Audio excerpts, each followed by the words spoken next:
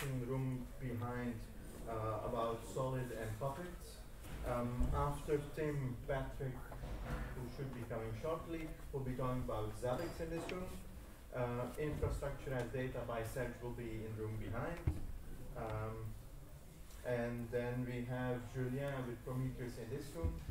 And dealing with complexity and conflict management of Simon in the room behind. Then we have lunch break. You can get lunch just outside here. Speakers can get lunch in the speakers room. I don't think you'll want to go out at lunch because it might rain, unless you want to get refreshed. For the rest, yes, enjoy the day. And I leave it to them now. You're 2 minutes early here, huh? Yeah, okay. You can wait 2 minutes. Up for more. 2 more minutes. Shall we wait for some more audience to appear, or shall we just start? Maybe a few minutes, if you have time, then maybe. I think my presentation will last like at most 40 minutes, including the demo. So I think it would be better. It's your discussion. We have 2 minutes to go anyway. Yeah. On the official schedule. Tell a joke. No, I will start with a joke instead of.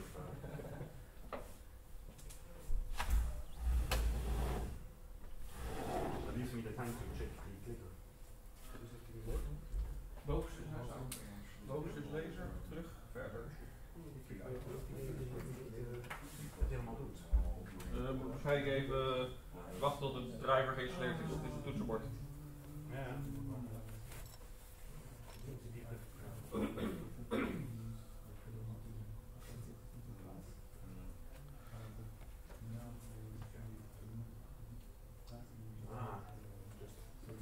Firm click.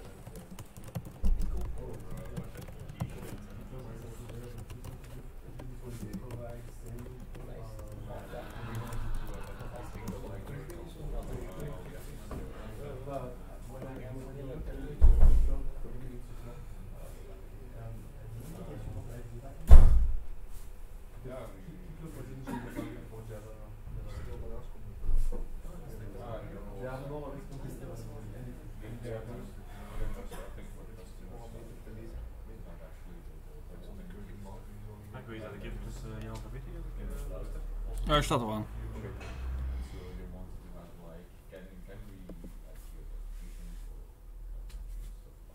Ja, maar die kunnen al livestream dat je vast aan het zien. Okay. Good morning. My name is Tim. I will be talking about OAuth 2.0 in OpenID Connect. I was put to order by former colleague at OpenID, and OpenID Connect are something completely different, so that's already history. So I am Tim Svetins. I am a freelance system engineer since recently only. I've been working on an API project at the Brussels Airport company, and that's where I got to appreciate OAuth and OpenID Connect as a authentication mechanism and authorization mechanism commonly used in APIs these days. So this is what I'm going to talk about. So we've come a long way since the web was invented. It will be the introduction, then some overview on fairly, well, I would say broad, but still complex specification. I'm going to try to simplify it to the extent that it is comprehensible. I won't be putting in the gory details in this overview either from all other slides. I will go into some detail though during the demo. So some brand types I will be talking about. Again, this will not be an extensive list. It will just be the ones that are applicable to APIs, and as such, I will be omitting things like devices. An important concept as well in OAuth is tokens and scope, so we're covering these briefly as well. Then OpenID Connect is an extension, if you want, on OAuth for doing authentication. We'll be covering this, and then it's all demo on OpenID. So let's get started. In the beginning, there was HTTP. I think we're all at the age that we started our Linux careers as being the admins of HTTP servers. And well, I'm safe to say that we didn't really care about authentication if there was public data anyway, right? And if it were, then we might think of maybe basic authentication, but it was not much to do. So we protected the things that were sensible with basic authentication, hopefully with SSL. I don't know. And then, well, things evolved, and we had applications, which then Tim O'Reilly dubbed Web 2.0. Great. So we moved some stuff to phone-based authentication, and that was working fine. We didn't have any interconnected applications. We just thought that phone authentication or phone-based authentication would do the trick, and we were fine.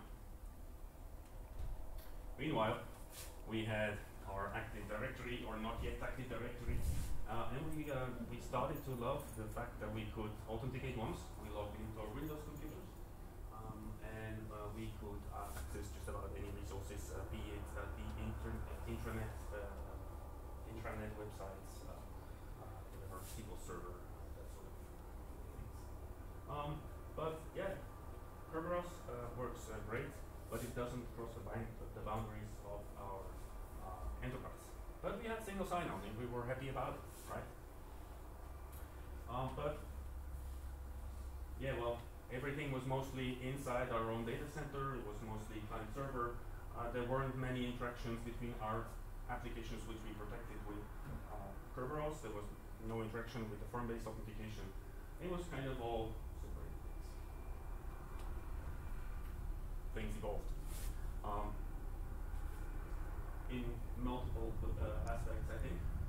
First of all, a lot of what we are using and consuming in services now has moved out of the data center. People that still run their Exchange server internally are, well, rapidly, the numbers are rapidly declining. So that is one service that already moved out. Dropbox for business is something else, or maybe the OneDrive of Microsoft. So all of a sudden we have this nice little thing called Kerberos that protects all our resources, and now all these resources have moved out and we can't use Kerberos anymore, or not easily at least. And with the APIs that came on, that came along with this evolving infrastructures, people started to find out interesting use cases to use data from one service in another service, and so we had like different interactions that didn't really match with neither form-based authentication or whatever password credentials, and didn't match with Kerberos either. And so that's a problem, because if we look at how things were done and we would match it or map it onto our new paradigms, that just doesn't fit.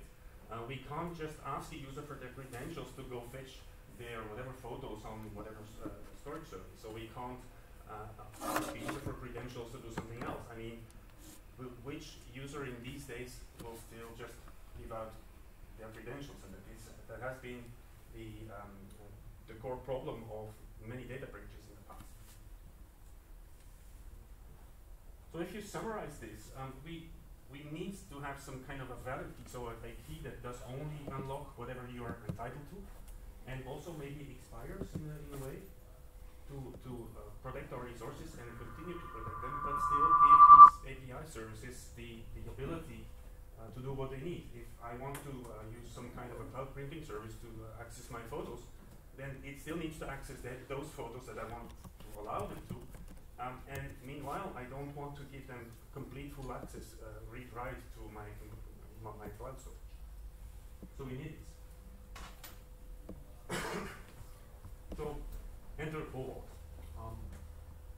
OAuth being, well, I don't know if they intentionally left off the Z or the N, but primarily OAuth is an authorization protocol. And it is so much focused on being an authorization protocol that it intentionally leaves out the authentication mechanism and leaves it to the implementation of the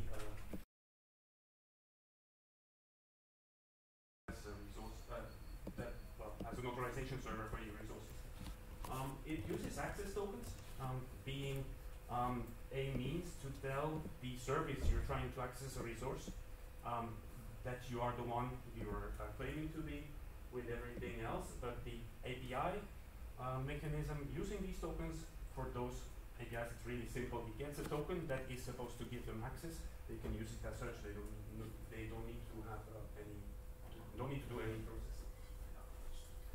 So also something really important is that the access can be limited in both ways. We have tokens that are expiring. We can define ourselves how long tokens are valid, and also we can limit the access rights to a token. For example, the cloud printing service doesn't need to have write access to any of our photos. You just need to fetch them. It doesn't need to update. And for OAuth, it is covering many API use cases. So the very large ones and the smaller use cases are covered with different grant types, which we'll be covering in one of the next slides. Very important as well with OAuth is that it is delegating access to a resource with the user knowing about, and even the user explicitly has to grant grant the API access to these resources. Many people implement the tofu mechanism, so trust once, and then trust on first use. Trust on first use, exactly. Thank you. Which helps protect security in two ways. First of all, it is a nice balance between the user needs to really tell the service, I agree, you access my data. On the other hand, it doesn't make him sick and tired of clicking OK, you can access the thing easier. But user consent is really important. And as we will see with OpenID Connect, also the OAuth protocol is flexible enough to be extensible, so you can define your own tokens if you want, although ideally for normal use cases, some standard will already have default.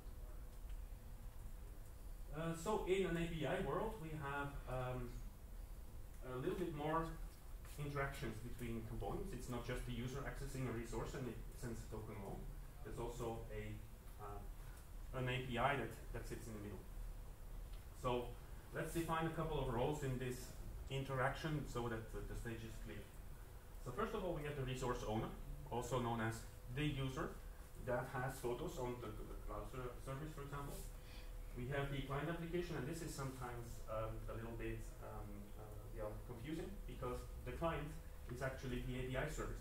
The API service that will act on behalf of the user to access the protected resources. So that's already the fourth service for the spoiler. The third one is the authorization service. So there is one service that makes sure that the user is authenticated and has granted whatever the client asked for. We'll look at this in a little bit more depth in one of the next slides.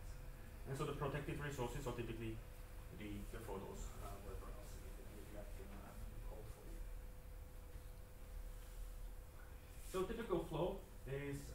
more or less like this. I found this on the one of the tutorials. I'll be referencing it in the last section as well. One of DigitalOcean, but there's many of them.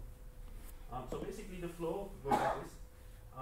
The user is using some application. It registers for the cloud printing, whatever accounting, cloud service. I think GDPR all the time in this case, but anyway. So the client is using this application. He said, well, I want to have my photos, vacation photos printed, and they reside on this storage server. So in some way, of course, the application will know how to handle this kind of this whatever Google Drive photos. So it'll know how to request for the permission. So it makes the client connect to the authorization service with some kind of a weird request where it asks for the client's consent for these resources. Then the client is the user is redirected to a screen where he can give consent, and so the client in this will then receive a token to be able to access the resources. We'll be covering the specifics in one of the next. Important thing is authorization only after the user has been asked for. So we have different types of grants. The most complex one, but the most secure, is the authorization code grant type. If you have like a normal application, you have your own API, your users are on the internet, and you want to access some other internet service, this is the one you probably want to implement. There's the implicit grant type. It is entirely possible that your application is not on any whatever service or server, but that it runs entirely in JavaScript on the browser. Then there's no distinction between the client requesting some resource and the user, and so there is some interactions just don't make sense if it is the same application, the browser doing it. So that's the implicit grant type. There is also client credentials grant type.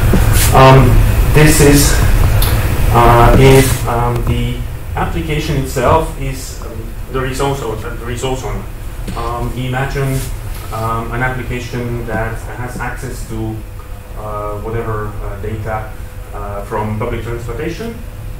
It can be public transportation data can be protected by as a resource, but the client application may, for example, be a public service that uses it and exposes this data to client. So there is no distinction between the application that uses the API and the application that actually owns the resources. So then client credentials type is the one we use. A fourth one, and it's marked with little asterisks here, is resource owner credentials grant type. Unfortunately, the people at OAuth decided that the anti-pattern that we want to avoid can still be implemented. And if we look at, I wanted to mention one of the codes yesterday, Jan-Piet, it's yours, with Ansible, that you don't understand why social logging would be preferred over LDAP. I think LDAP is one of the, well, no, I don't think it's, actually you are implementing with LDAP this kind of mechanism where you gladly accept user credentials and act on behalf of your user. So I think the OAuth or maybe OpenID Connect can be beneficial to replace LDAP authentication. Anyway, let's get into some more details. So, the first grant type, authorization code. So I already mentioned that authorization code is the one you probably want to implement, unless you can't, or it doesn't make sense. So in this case, the resource owner is a normal user.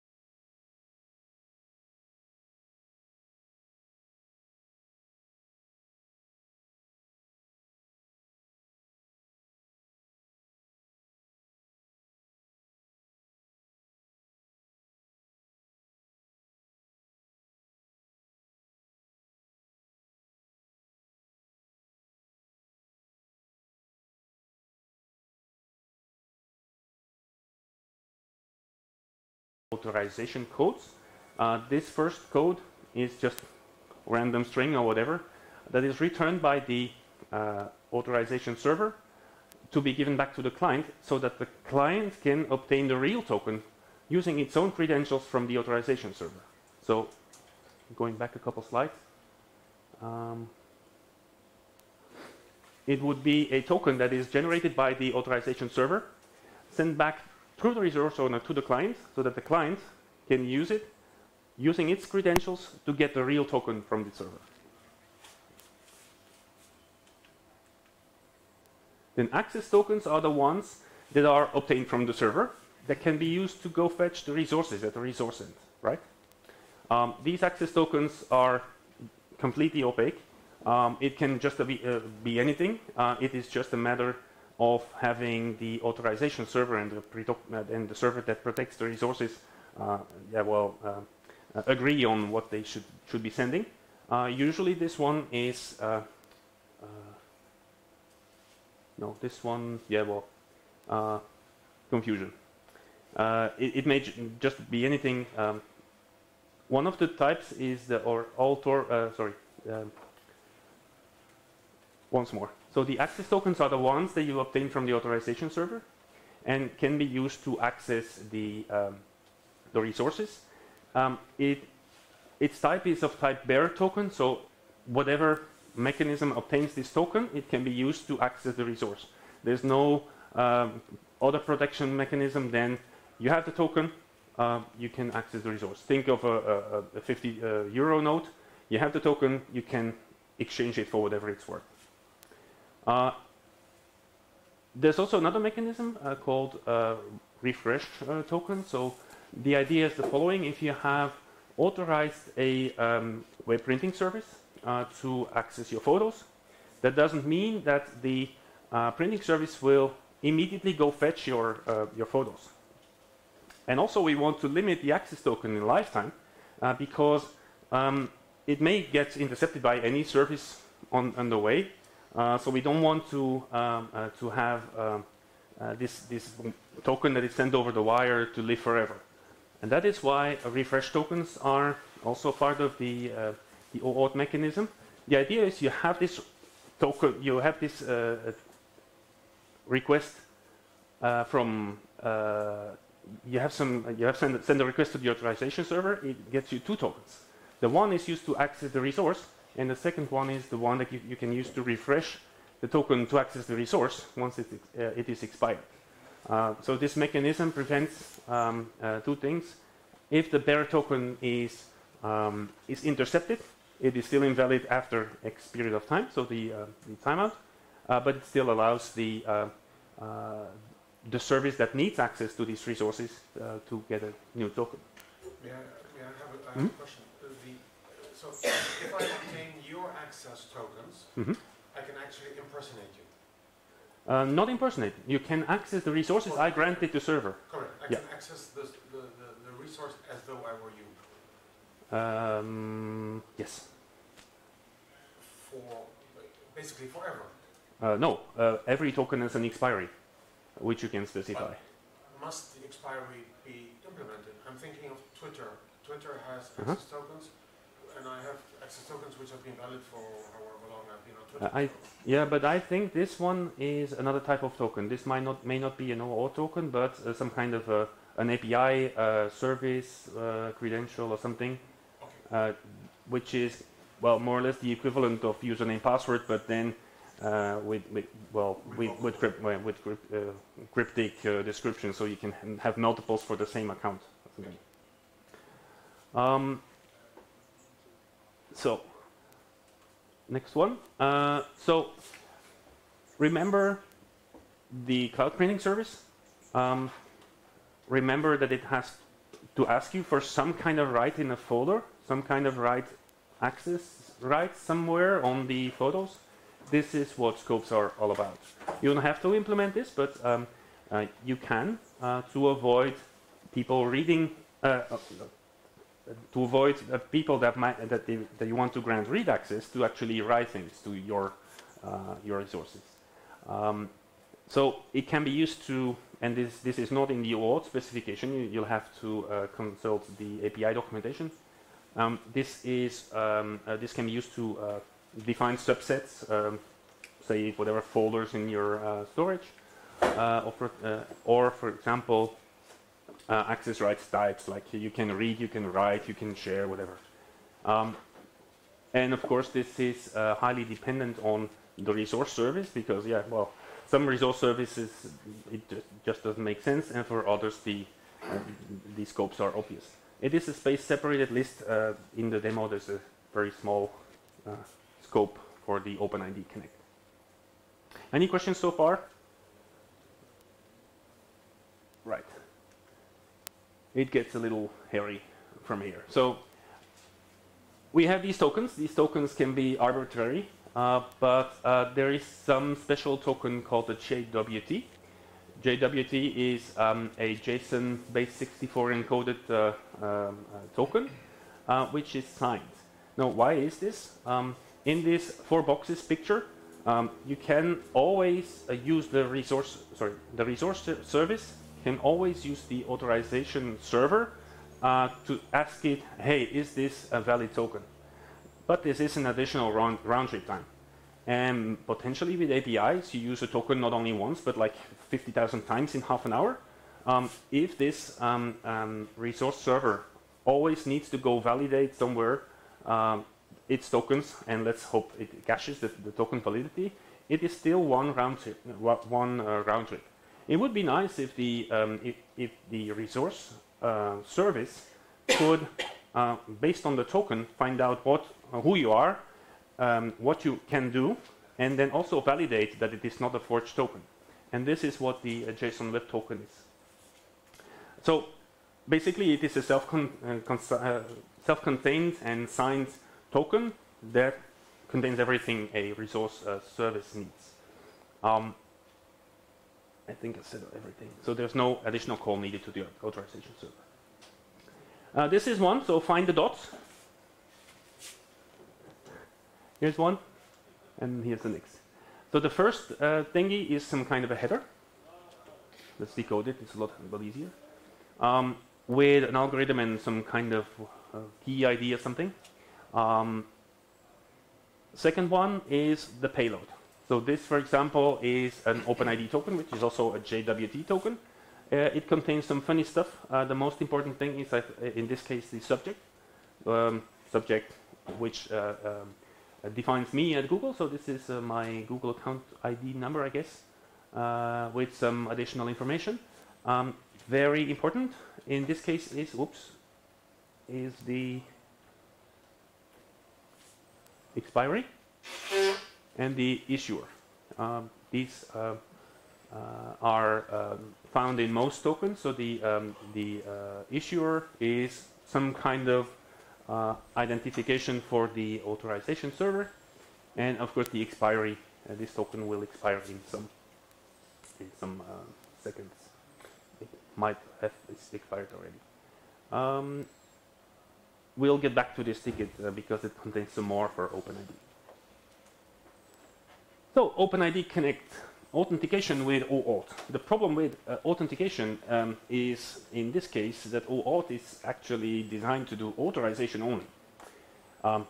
That's kind of a pity, right? And even the specification pushes everything that is real authentication out of scope. This is a good thing, because then you can implement, imagine that you want to have Amazon to have whatever special tokens implemented for doing two-factor authentication that doesn't have to affect or have to be included in the standards. So this is a good thing, but it's also a little bit of an annoyance if you want to use this token system for authentication. Fortunately, OAuth is designed with extensions in mind, and so this is more or less what OpenID Connect is about. So it is an OAuth extension. It provides pseudo authentication. So what you actually do with OAuth is, with OpenID Connect, is use the OAuth authorization framework to authorize the service to some protected user info resource. And on top of that, they also provide you with an additional token that contains some kind of an information you want to have an indication when the user actually signed in, right? If you have a token that gives you access to user info, it doesn't necessarily say when exactly did I get this grant, and this is the ID token. This is the same token as before, and then the one special thing is the IAT. I believe that this one is the code. There may be some additional things also related. I must admit that I'm not the master of OpenID, but there is some more in this token to do specifics for authentication. Then accessing the user resource. So we have this token. We can use the bear token to go fetch the user info resource, and this is what gets back to it if you would be fetching my info. If I would have logged into your service, this is the user info that would be returned. Obviously, you don't want to do all this yourself. I will be doing some, rather low-level stuff, but most likely you want to use some authorization server like Keycloak, or maybe the Epsilon, or maybe another one. With OpenID Connect, you don't have to, because it's obviously the authentication provider, the social provider that has the server for you.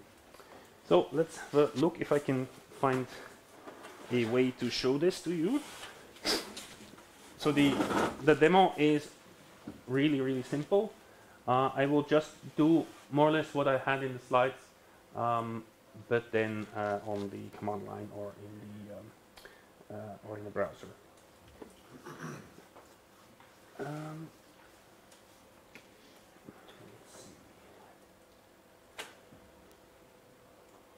Anyone want to sacrifice to the demo gods?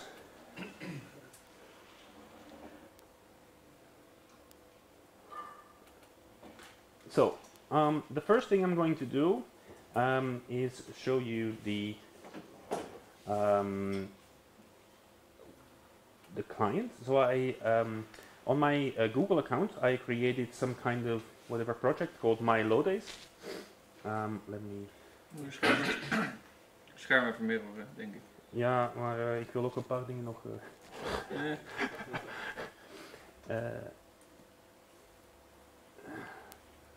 So this is the console from Google. Hopefully, yep. So you see the My Loadays project, and within the credentials of this Loadays project, you see the client IDs I created. So I created one web client. If you look at the web client's credentials, hang on. So every API you want to use with OAuth, think of it as an application, right? Every application is a client for what OAuth is concerned. It needs to be registered at the API provider in the authorization server. And in this case, so my client ID is this one, and it's secret. So it's this one. It will use these two to authenticate itself as, hi, I am being the web client 1 piece of the My Loadays project of Teams patrons who registered it on Google. So these two things we will need to pass to the authorization server, but we want to do it in a way that this is sad. Let me do something else. So we want to do it in a way that the authorization that the user is actually the one initiating the connection audit request. Let me find out if I can do this in another way.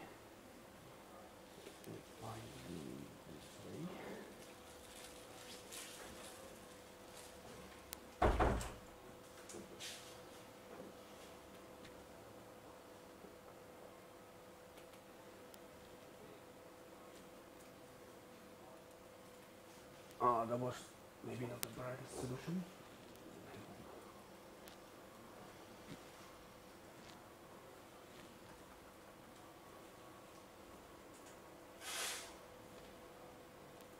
So this is what I'm going to fetch paste in the browser soon. One thing I forgot to mention is the redirect URI. So this client, the way OAuth works is this client is authorized to redirect you again to itself, and this is specified in the redirect URLs. So you can add a list, you can have multiple services in one application that do more or less the same thing. It may be the case that you want to redirect to some other page after having the authorization code. But I added just this one, just to be sure. I didn't implement anything, so I will be having some whatever browser problem in my client. That's no big deal because we can still take the code out of the URL. So let's get back to here. So if I paste this thing in a browser, bear with me.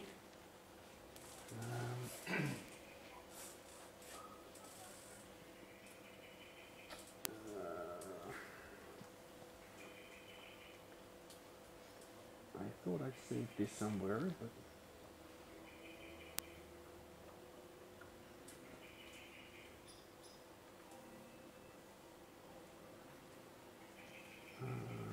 just a second. My apologies for delays.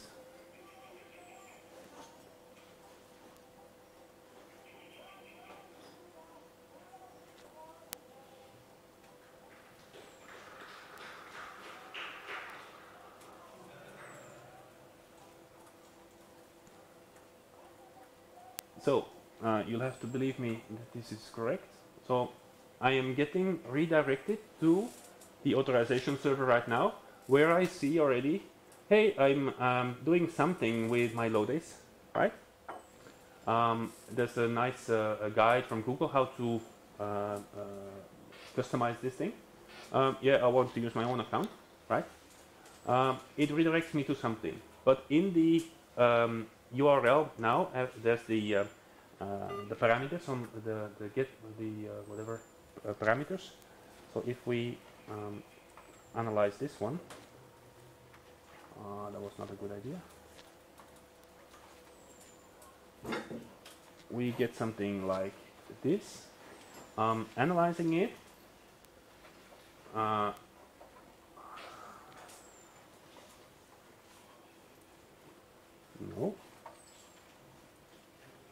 We have obviously our redirect URL, which was asked for in the previous link, which was authorized by the authorization server as a redirect link, being sent there with some other parameters. And in here,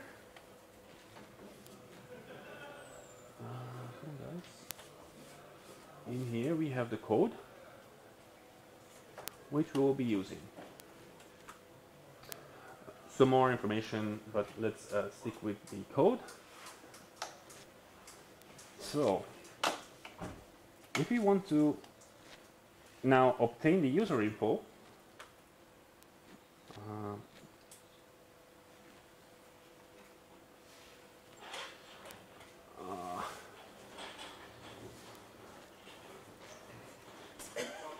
this is the way to get it. So I'll be using curl again, or this time. There's a post request with grant type authorization code and the code in the data with some identification of the client, with the client secret, again with the redirect URI to the accounts page. So we need to paste in the code from above. Let's do this. It won't work otherwise.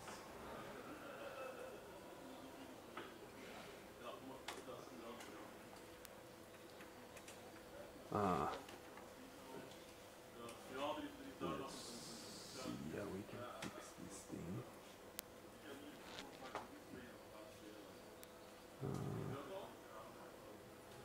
will be fun. Sorry for fiddling around a little bit too much.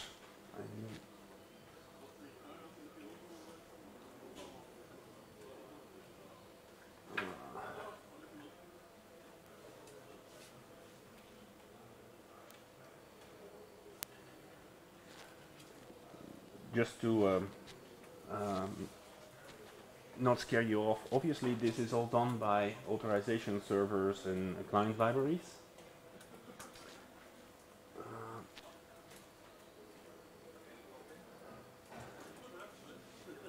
So if we use a token, hopefully it's not yet expired, we have the access token, which we can use later on to fetch the user info. Oh, what is the user info? So this was just the authorization.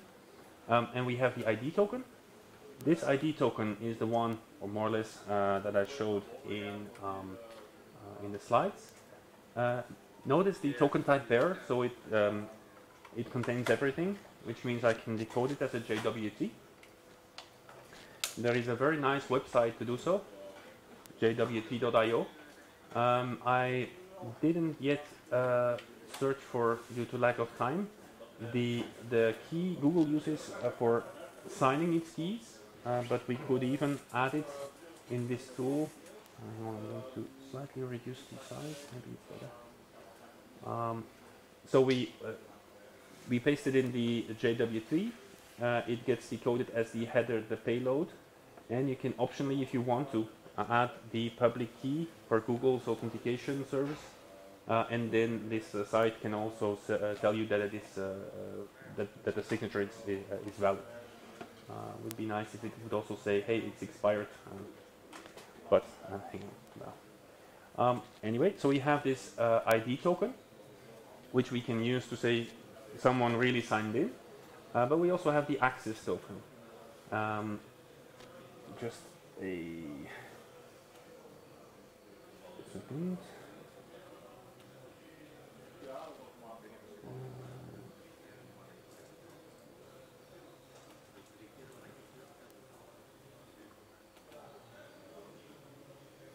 So if we want to use that one,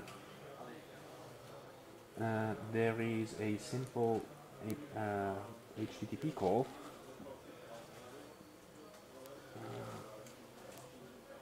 which looks like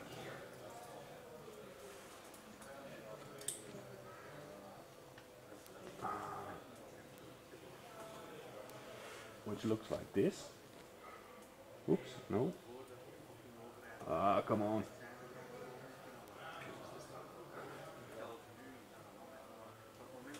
Looks like this. We need to have the code from our access token. So that's this one.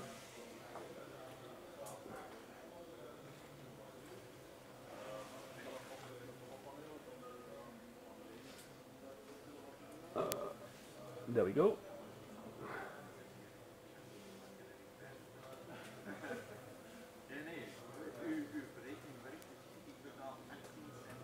Now, if we use this, come on, why don't you please? I forgot.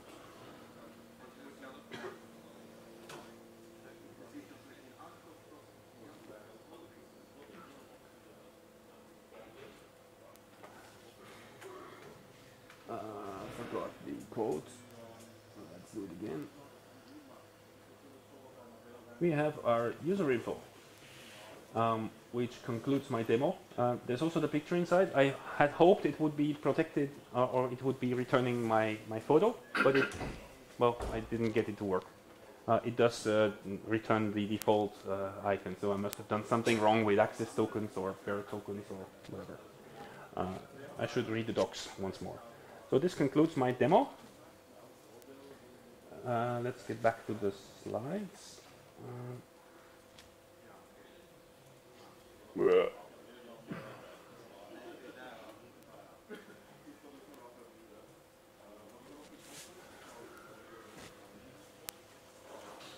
So, to finish off, I wanted to just mention a couple of tools I've been using. I didn't do any demo with SOAP UI Postman, but these are a nice addition to any API developer's toolkit. And I didn't really show Keycloak either, but Keycloak are already referenced, Epsilon as well. Yes, I know, but I didn't really use it in my toolbox. Anyway, sorry?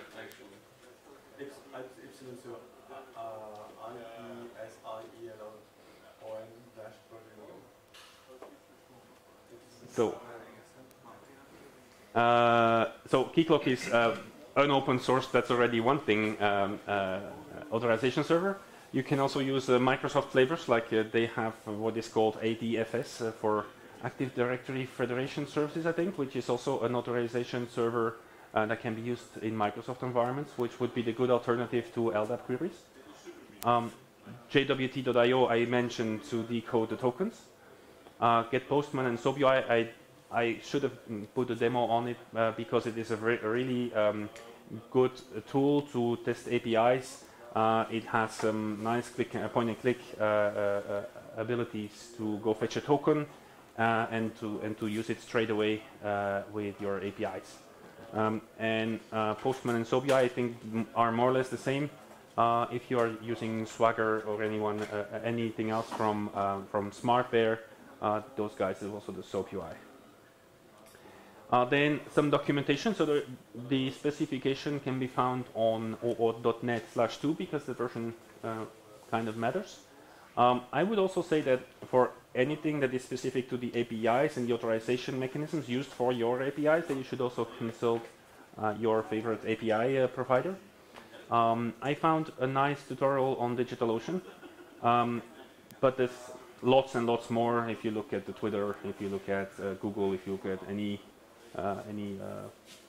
party that does APIs, many of them want to attract as many developers as possible, so those provide good things as well.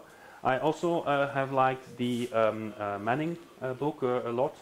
I have it with me right here, so the OAuth 2 in Action book, which contains code samples, JavaScript based, but anyway, to demonstrate how things work. This was my presentation for today. Thank you for your attendance.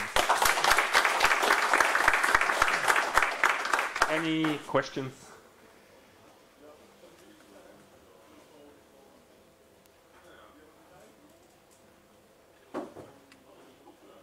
Totally satisfied. Great, thank you.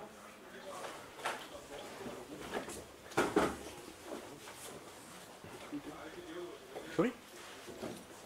Thanks.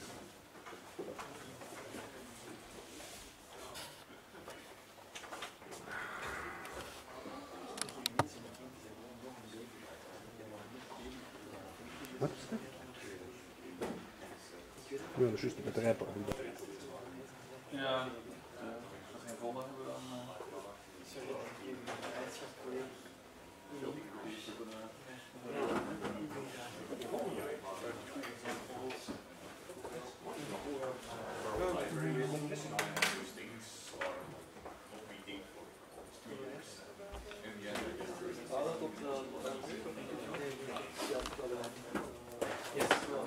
Is dat speciaal batterijen zeker voor die? Nee, gewoon bij lights. Ja, moet ik er een pakken halen? Ja, als het kan. Ik zou even nadenken.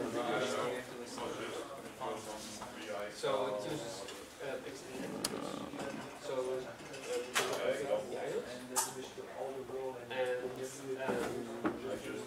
I think a very generous recommendation is to have a file.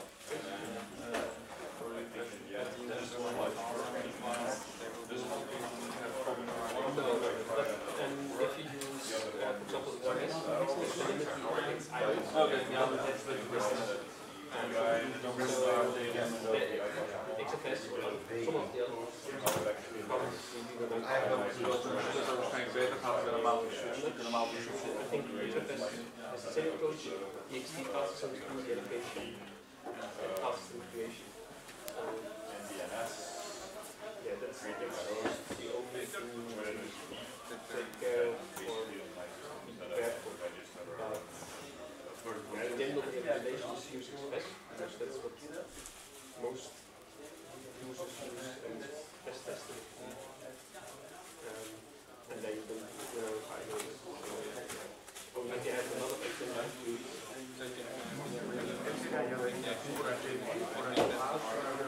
Yes. Hardly any available there. So it's only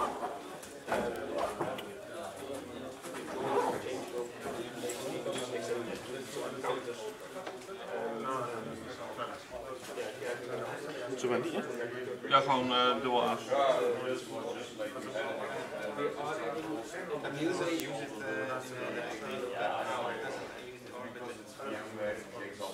Because when you use LS, it will go to all the rest. Yes.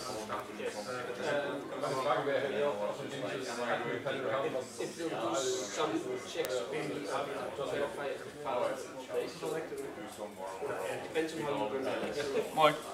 Kijk, ja, hier ook nog. If you run /bin ls, then you don't pass the more user, and you don't have to pull options. Exactly. And the stat triggers a heal. That is an expensive Exact. that will check the target load.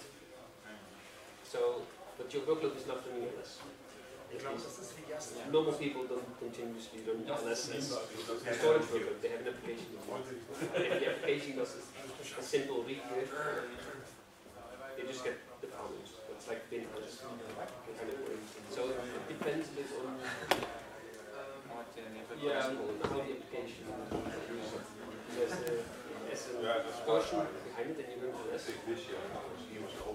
Containers in most systems that has some defense options, and it includes yes, it even gets the POSIX control. Yes, it's for other and that's more than just a normal directory.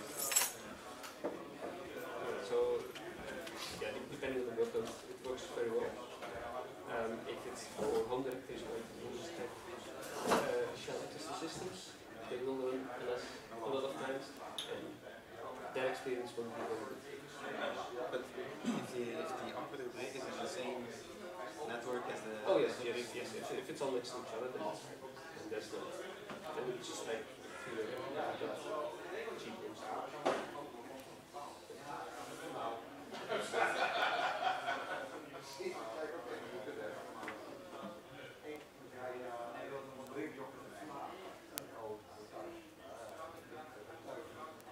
We also tested this NFS dimension. There are some very silly bugs that don't appear on Red Hat Cluster. Because I go to training and then you get access to a virtual lab. And it doesn't happen there, but it does happen with the regular version. So yeah, it depends a bit which version you use for upstream. So we have within Red Hat we have a team working on NFS Kinesia, and we provide a lot of bug fixes and enhancements. But it is well possible that there's no upstream NFS Kinesia release yet, which has these bugs fixed or features. Yeah, but I think the NFS Kinesia, because in the lab is very old, and the upstream doesn't have it. So 2.5 and 2.6 has the bug upstream, but the Red Hat version does not have it. Yes, so it's actually very simple. If you do an NFS Kinesia mount of a cluster export, and if a regular user creates a file, and it sets the permissions to 400, so and then it tries to copy that file to the same break, it fails. Okay. Because it says permission denied, you can't create a file of NFS Kinesia, which is completely silly. Yes. And I filed it, and apparently it's a duplicate of a bug that's like a year old. There's no fix. So it's like, does nobody use this? Oh, so yeah. Well, most people have, but I don't run Red Hat. So sometimes we ask them to, if they are actually interested in trying out new features, or they request new features, we implement a feature in the upstream project. You say, okay, the footage is upstream, if you're technical enough and interested, please try it out, let us know what you think, and if this is really what you want. And some of them try to show new versions. I changed things. I was, I would expect it to be some bug that got introduced between the version that Yes, that is possible. So please use the NSO cluster. and that's where it gets to work, because if you look at the NFS connection model, throw the error in some cluster FS. Okay, do you know which bug it is? The bug number? Okay, yeah. Yeah, otherwise you can also email it to me.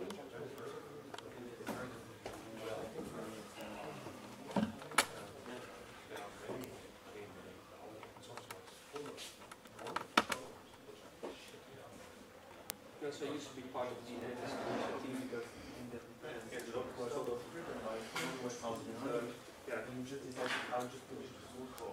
But I might have no time just to, but Michael was just always working, and I don't want to be talking a lot. I won't set it, so I just focus on the next thing to do. But that is always a bad idea. To my mind, it means a job. Okay, it's so It's basically useless. Totally people will use it. Als dat zo'n problem zou brengen,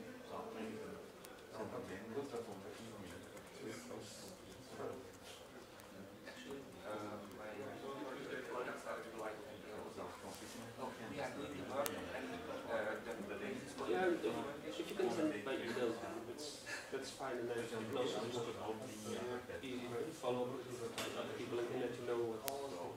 I think at some point you triage the bug. Yeah, so I see a lot of this. This is a similar bug.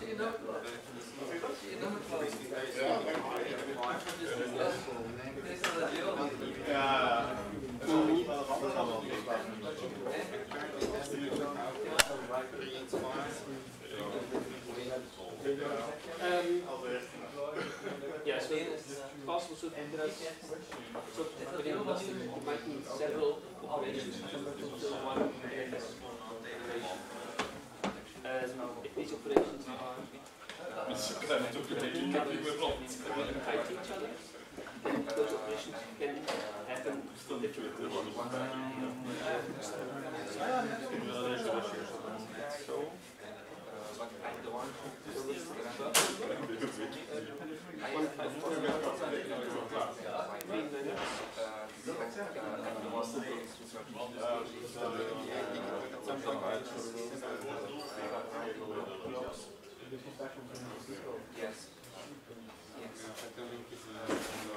Okay, yeah. Wat zeggen? Ja. So yeah, so now this is filed against O6. Yeah, because we didn't know how to reassign. Yeah, that's possible. So I had a look at the book already, and some of the other developers get the other book. Yeah, so I'll see what we can do, and if that's still the case, it should be easy. Is je naam goed zoals je hier staat? I introduced it yesterday, the latest Jammer als het fout is, dat is heel erg om te fixen. Wat is? Jammer als het fout is, Inderdaad. Mooi. Is juist. Hier beginnen. Ja.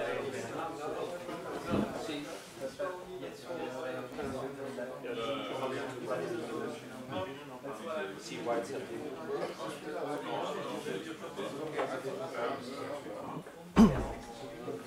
Okay, welcome to my Zabbix 4.0 talk. This talk will give you an overview of the upcoming features in 4.0, which is not released yet. First, I will go over the features in Zabbix 3.0. Why Zabbix 3.0? Because 3.0 is an LTS version, and you have some other versions between the two LTS versions. but probably LTS is what you want to use in production. So I've given a quick overview in the slides first of what is in 3.0 and then what we can expect in 4.0. So some of the features that you will see in the slides you will maybe have already if you are running 3.2 or 3.4, but that is because those versions are not LTS, so I just skip them and put all the major versions that are coming in 4.0 in my slides. So who am I? My name is Patrick Uiterhoeven. I'm an open source consultant for the company Open Future. I'm also a certified Zabbix trainer. If you want to follow me on Twitter, my nickname is Strikke76. I also have a GitHub account. And I also published a book, a Zabbix cookbook, a few years ago. It was published by Pact. It's a bit outdated at the moment, but if you're still interested, you can find it there. So, an overview of 3.0 LTS, and where are we today with Zabbix 4.0. At the moment, there are a few versions available. There is version 2.2, which is an LTS version, and there is version 3.0, which is the current LTS version. Why do I say current? Because LTS 2.2 version is almost finished. It will end soon, so it's best to go for 3.0, and of course, if 4.0 is released, it's best to go to 4.0. If you need, of course, new features which are not available in 3.0, then you can go to 3.2 or 3.4, but 3.2 is end of life. Why is it end of life? Because Zabbix has a certain release policy. They release an LTS version, and then between the two LTS versions, they release minor versions. Normally, they do a release policy of like 6 months, but it's not always exactly 6 months. They just see where they are with the features, and then when they think they are finished, they just release the version. So when you have 3.0, after more or less 6 months, you have 3.2, and then 6 months later, you have 3.4, and they end the support for 3.2 like 1 month after 3.4 is released. So if you have a minor version, you need to update a lot to get support from Zabbix, because now they don't do any fixes anymore for 3.2. So that's why I say if you go in production, just stick with the LTS versions, then at least you have more support for those versions. So why choose LTS? For the 5 years of critical support and security patches and 3 years of full support. What is full support? So besides the critical and the security patches, you also get minor improvements. So sometimes Zabbix does some minor improvements in the LTS versions, and that is what you get in those 3 years as an extra.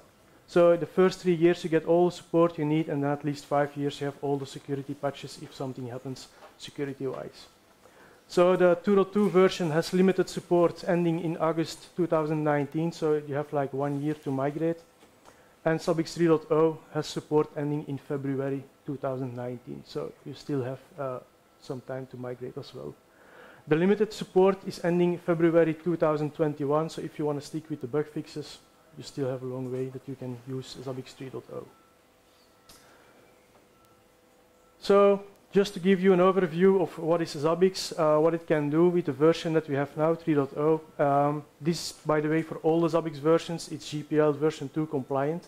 So the source code is freely available. Also, there is no hidden version, like when you do an installation of Zabbix, there are no like hidden features where you have to pay extra to get some support or to get, for example, extra features. So everything is included in the source code. So if you look at Zabbix, when we install Zabbix, we have our agents. We have, for example, Zabbix agents, but we can also have like simple checks. Simple checks are just checks that we do from the Zabbix server itself. We have a backend. The backend is written in a C language to get the most performant system. We have a database. The database is an SQL database for 3.0. There is a front end, and the front end is written in PHP, so it's quite customizable if you want. Zabbix also makes use of an API, and we can communicate, for example, with our ticketing system or mobile applications with the API. Then we also have a proxy, and I have put the proxy a bit away from the rest, because the proxy is something that you install, for example, on another site to get, for example, a connection with another site or another country. Or for example, if you have lines that are not really reliable, you can install proxies, because the proxy is in fact a small Zabbix server without a front end. It has a database, so you can stock all the data first in the database and then move all the data from the proxy to the Zabbix server. This is automatic, but if the line cuts, there is a certain cache that you can keep on the Zabbix proxy. It goes from 1 hour to 1 week, so it's quite large, it's customizable.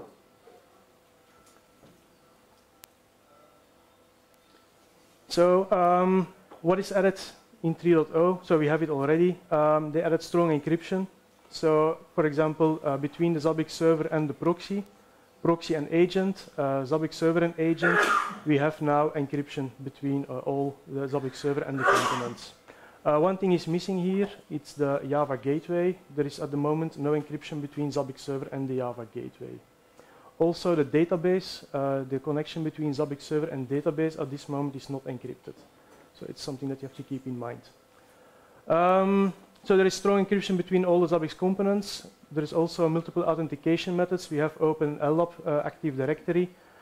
You can also use Apache if you like, but nobody using it. I think everybody. Oh, you do. You're the first one. With OpenID. Okay, nice. So you can at least connect with other things instead of making users by yourself. There is a flexible user permission schema. Flexible. People who know Zabbix know that it can be more flexible than what it is now at the moment. It's not really that very flexible, but at least it gives you more than enough power to, for example, create normal users, super users, and normal admin users, etc. The Zabbix code is open for security audits. Like I told you, it's version 2 from the GPL, so you can download the source code, you can make modifications, you can, if you have bug reports, report them to Zabbix. You can also do feature requests.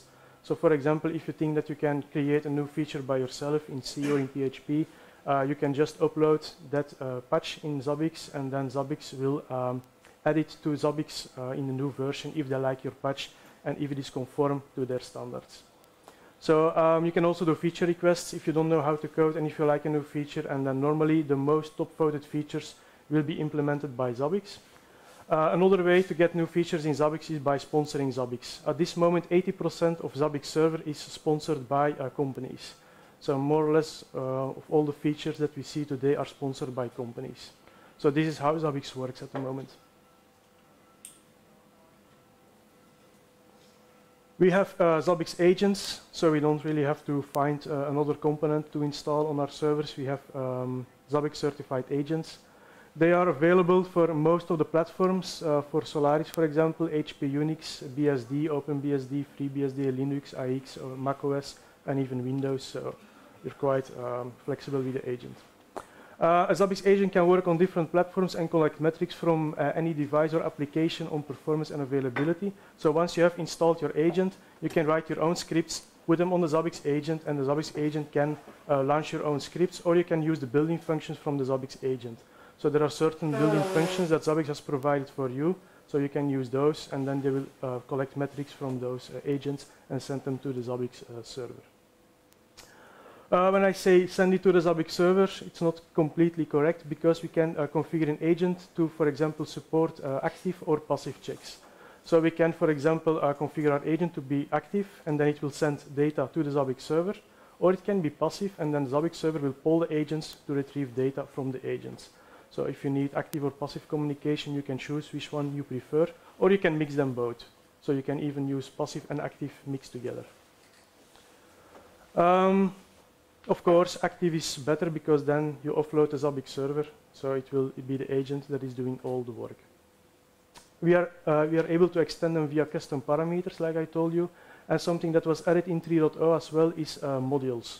So we can create our own C modules and add them in the Zabbix agent or in the Zabbix server, and then we can extend our agent instead of using Bash scripts or Python scripts, etc. Of course, if you write them in if you want to write a module, you have to use the C language. So you need to be able to write C code. But of course, it is more performant because you're using the agent as native solution. So what if an agent is not an option? It happens sometimes that you cannot install an agent. Then Zabbix has other solutions built in. We can use SNMP, we can use IPMI, and we can use, for example, the SSA agent. Telnet is also an option, but I think it's out of the question, so I have not added it. So agentless monitoring is an option. We can also do, for example, a monitoring of Java applications and databases. The Zabbix server can connect, for example, to a database, and it can launch a query on the database and then retrieve the value and add it in the Zabbix server. There is also low-level discovery for databases added in 3.0, so that is also an option. Java is possible by making use of the Java gateway. The custom scripts of metrics, we can, for example, create custom scripts and add them in the Zabbix server, just like we did on the agent, and then we can launch, for example, a script from the Zabbix server and do something on another server that we have. Then we also have aggregated and calculated checks. Calculated checks are, for example, if you have already some items in Zabbix and you would like to create a new item, for example, if you like to calculate the volume of the ink in your printers, you could do this by, for example, pulling some SNMP items and then you use 2 or more items to calculate a new item. The aggregated function is something like, imagine that you have a group of servers, a group of MySQL servers, and you like to know the average CPU load of all those servers, then you can create some kind of group check. So you just create a check that is based on all the checks on the individual servers and calculate for the whole group. That is what an aggregated check is in Zabbix. Then we have VMware monitoring. Zabbix is also able to connect to a VMware machine and then retrieve all the information from VMware and add it into Zabbix. So we can do direct monitoring of VMware as well. Web monitoring is also an option. You can, for example, monitor a web page. You can see how long it takes to go, for example, from the Zabbix server to the web page, how long it takes to log in with the user, because Zabbix can log in with the user in the page. And you can also do a post and see how long it takes. So you can do some nice monitoring of websites. A small question, please. This web monitoring, that's sort of, running an application. Would it be possible to add other such checks, like, for example, performing a particular DNS query and expecting some answer and things like that? Or would those be custom checks that I would configure in an It's agent? custom checks if you like to do something like this. Web monitoring, as it is today in 3.0, is quite limiting. For example, JavaScript is not supported.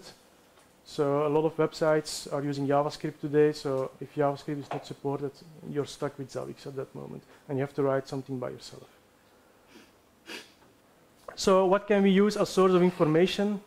Like I told you, we can use a Zabbix agent. This is the Zabbix server polling. There is the agent in active mode. This is being processed by the Zabbix server, so it's the agent sending data to the Zabbix server. There is a simple check. The simple check is always executed by the Zabbix server, so the Zabbix server connecting to the agent or what, to the host or whatever you use. There is also SNMP. All versions of SNMP are supported, so 1, 2, and 3 are all supported. There is also a Zabbix Trapper. Zabbix Trapper is in combination with Zabbix Sender. Zabbix Sender is a small tool from Zabbix that is more or less mimicking an agent. You can use your own scripts to create something and then send the value from those scripts with Zabbix Sender to the Zabbix server. You're not even limited to like one value. You can create, for example, a text file with a list of values, timestamps, and then just send it in batch to the Zabbix server. Excuse me, those go to always, the Zabbix Sender always sends to the server? Yes. Not to the agent? No, no. To the proxy? Or to the proxy, yeah. Log file monitoring and VMware monitoring. So we can, for example, monitor log files. We can do some regular expression checks on log files and then see if it returns a value. Then there are certain health checks. In Zabbix, we have now an option to check, for example, the health of the Zabbix server or, for example, the Zabbix proxies. So there are built-in caches, and we can monitor those caches to see if they are big enough or not too big or something like that. So it's normally self-monitoring in Zabbix. Aggregated, we have average, min, max for host groups. So for example, if you have a host group, you can calculate a minimum, a maximum, or an average value for that group. External checks, I told you we can create our own scripts. So with external checks, you just launch your script and with the needed parameters. And then SSH authentication, telnet authentication, the calculated value, and then ODBC. Like I told you, you can do an SQL query on a database and then retrieve the values from that database. We also have triggers in Zabbix, because if you have the data in your database, then of course you need to build some triggers because you want to get notifications. So we make use of logical expressions. We have certain predefined trigger levels. It goes from not classified to informational warning, average, high, and disaster. Those cannot be changed at the moment. Those are predefined in Zabbix, so it can be a limitation. So we have like 6 levels at the moment. An expression looks like this. It just tells you, for example, to go and see at one server or one template, and then it will add the key at the end. This is the key, and here you add your template or your host name or a host group, for example. And then you will see, for example, here it will monitor the CPU load as an average over 180 seconds, and it will see if it is higher than 2. So in this case, our trigger will go into an alarm state. We have a visible representation with different colors. So for all these levels, we have different colors. There is also audio in global alarms. We have like global alarms in Zabbix. A user can configure its own alarms in the front end, and then you can add sounds and pop-ups, etc. User media. Normally we have for every user a media that we have to define, and we can be flexible with the user medias in Zabbix. There are some predefined medias, like for example Jabber, mail, SMS, but we can extend it with our own scripts. If you have, for example, Slack, you can send messages to Slack or something else. Limiting action by conditions, again, trigger severities. Zabbix works with triggers, Zabbix works with users and groups, and we need to create actions and conditions in Zabbix to get notifications. So in our actions, we will define, for example, that we want to send an alarm to a certain group if, for example, this host or that host has a severity level higher than a certain level that we have in Zabbix. We can do this, for example, for groups. We can do this for servers individually. We can do it for many things. So it's quite flexible, but it takes, of course, a lot of configuration work. Something else that we have in 3.0 is trigger hysteresis. At the moment, we can do, for example, like here, a certain check. This is a bit of a special item. It's a trigger value, so it will check its own state.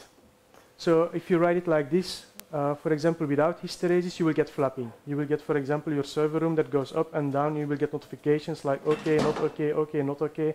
So to avoid this, we make use of hysteresis in Zabbix. So for example, here we have the trigger value equals 0, and the temperature last, so it's the latest value from the temperature, is higher than 20. So our trigger is in an OK state, but the temperature is higher than 20, so we want to get an alarm, we want to get a notification. Or the trigger is in a problem state, but the server temperature is still higher than 15. So it has to stay in the problem state in that case. So this is a bit of a complex workaround to not get flapping in Zabbix 3.0. But for this you can use, for example, like here in the server room, but you can also use it, for example, for your hard drive. You can check, for example, if the hard drive has, for example, 10% space and, for example, 20% space, and then see if it goes, for example, below the 10%, you will get a notification. But if it stays between 10 and 20%, you will not get an OK state because you don't have enough space yet. So you can use it for many things. Then we have the relative trigger. The relative trigger, we can compare, for example, a result with a result in the past. So you have, for example, a result today, and you have a result, for example, like 1 week ago, and you can compare those two values and then see, for example, if it is more than double of what you had in the past. Why is this useful? Imagine, for example, that you have a new software developed, and you want to see if the CPU load from that software is not exaggerating after the new version is installed. Then you can create, for example, something like this, where you say, okay, I want to check my CPU load from today with like 1 week ago or 1 day ago, and then Zabbix will tell you, okay, CPU load is much higher with this new software version than it was before. Of course, it's quite usable for other things as well. Then we also have templates in Zabbix. Templates are, for example, a set of elements that you put together, like your items, your triggers, the graphs, the low-level discovery rules. You all put them in one template, and then you can apply those templates to, for example, another template, so that you, for example, group all your templates together, or you can apply them, for example, on your servers. Like here, for example, you have the template Linux, Postfix, and Bacula. You all put them together in the mail server template, and you link the mail server template to all your different mail servers. Then you don't have to create your items individually per host. So it makes things more easy. Also, we have macros in Zabbix, and you can put the macros, for example, on your Zabbix server, but you can also put them in the mail, for example, in the template, and you can put them in the administration panel. So you can still be flexible even you are stuck with like one template. If there is an exception on one host, you can override it with, for example, a macro on the host. So to be short, what we have seen is Zabbix collects data on like every level. It does it on hardware. It does it on the OS. Here we use agents.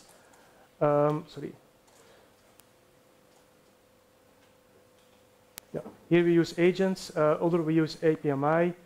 We have network that we can use, for example, the agent, or we can use something else like scripts. We have the virtual layer, VMware. We have the incoming data and the logs, for example, log file monitoring and scripts. We have the middleware, Tomcat, Apache, etc. We can use, for example, the GMX gateway. And then business applications, you can use anything with scripting to go monitoring your own applications. So we can do it on every level with Zabbix. If you like to monitor, for example, like 200,000 devices, it's a bit annoying to add all the devices manually by hand in Zabbix. So we have solutions for that too in 3.0. There is network discovery. Zabbix will scan the network, and based on certain rules that you put in your condition and action, it will add devices or remove devices automatically from Zabbix. There is the auto registration. This is based on the active agent. The active agent has the IP address of the Zabbix server. So first time he will send a heartbeat, and Zabbix server will pick up this heartbeat, and it will automatically register the Zabbix agent in the Zabbix server. And then with your action conditions, you can tell Zabbix to add the Zabbix agent based on certain configuration parameters that we have in the agent. We can automatically link it with the correct templates. We can, for example, do a check on SNMP and then say, okay, it's an SNMP device, and then Zabbix knows, okay, I have to add the SNMP template. And then there is also low-level discovery. With the correct templates, you can, for example, discover your switches, or discover, for example, the hard drives in your machine, the logical volumes, and Zabbix will automatically create network interfaces, logical volumes, and it will map it automatically with the correct things.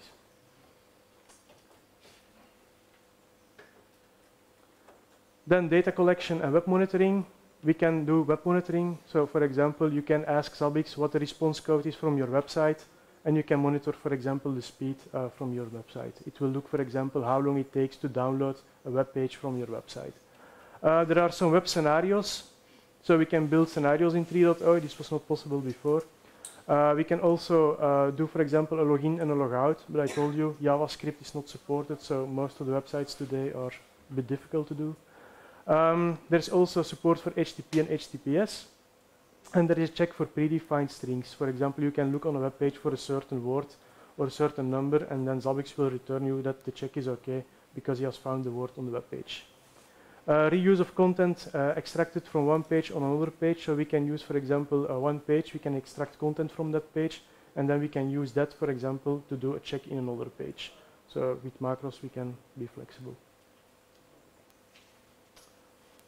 Of course, everything that we have collected needs to be stored in a database, and at this moment, Zabbix 3.0 only supports MySQL, PostgreSQL, Oracle, DB2, and SQLite.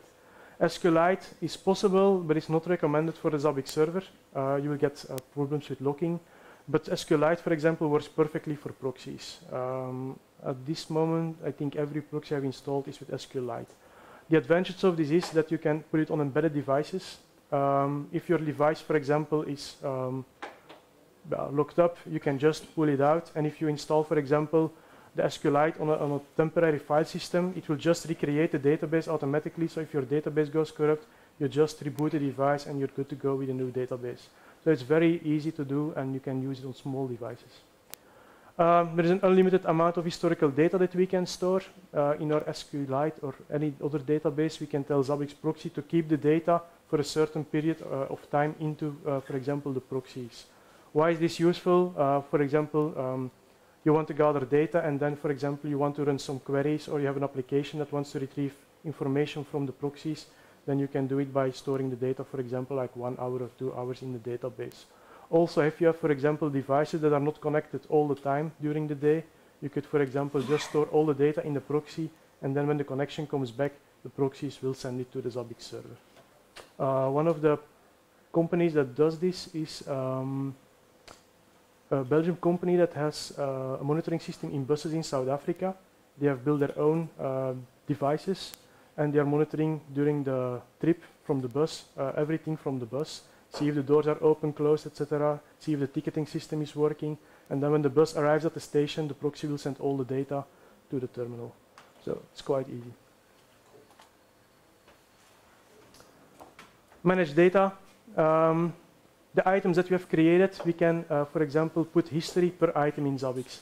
So you can tell Zabbix to keep, for example, per item like 1 day of history, 2 weeks of history, 1 year of history. So you can do this per item individually, or you can override it.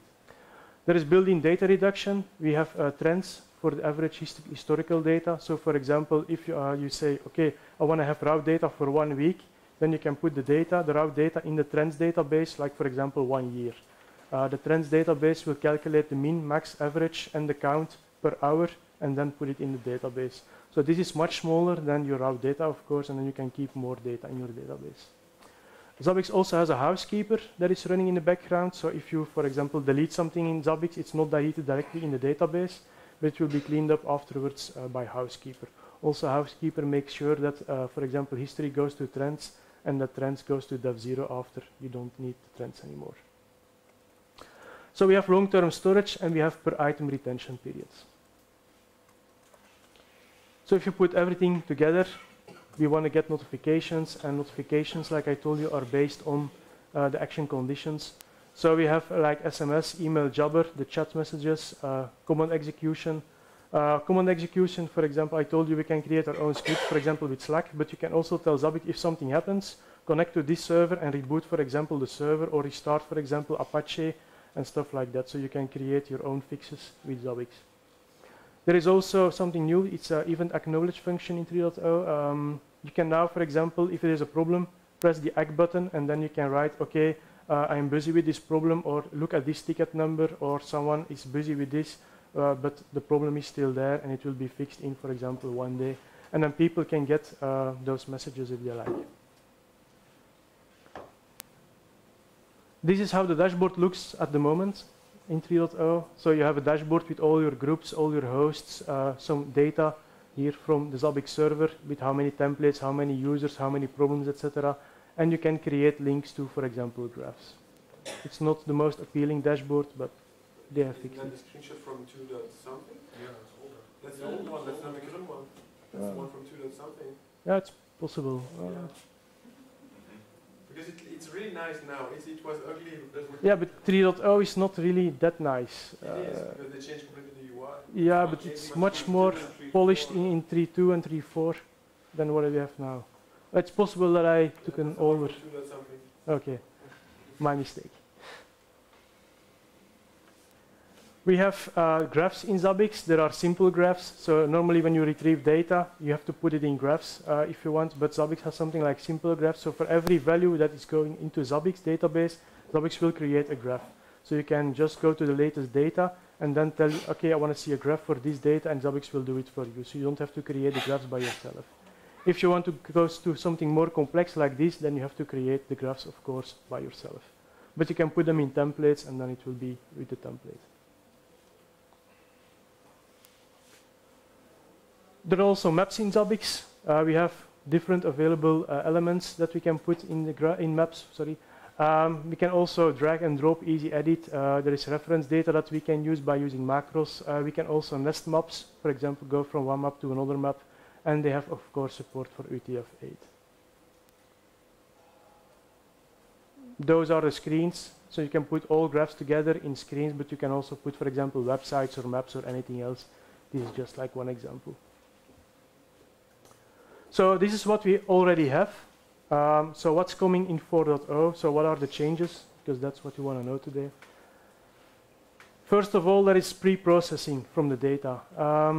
Now when you get data from Zabbix, it will arrive directly in Zabbix, and you cannot do anything with it. With 4.0, it's possible to do pre-processing. So you can manipulate the data that you have retrieved from one of your items, and then use that data as an item in Zabbix. So for example, there is a right trim, a left trim. So you can, for example, cut the latest value from the left or the right from the value. There is also JSON. So in the older version, you had to create your own scripts to pre-process JSON. Now you can just say, I want to create an item web URL, point it to a JSON web page, and then retrieve a certain part from the JSON with Zabbix. So you can go and get a value from, for example, the message bus MQT, I think that you mentioned yesterday, or someone else, or RabbitMQ or something else. They also have normally a JSON page, so you could, for example, go and to that JSON page and then collect values from it. Any JSON Yeah. payload. Yeah. Yeah. JSON path works very nicely. They also have regular expressions. So from everything that you get as data, you can launch a regular expression and then use.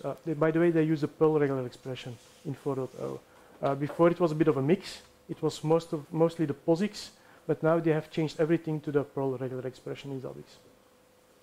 So we can use this as well. So we have XML path, we have JSON path. So XML is being processed as well. So it's quite nice.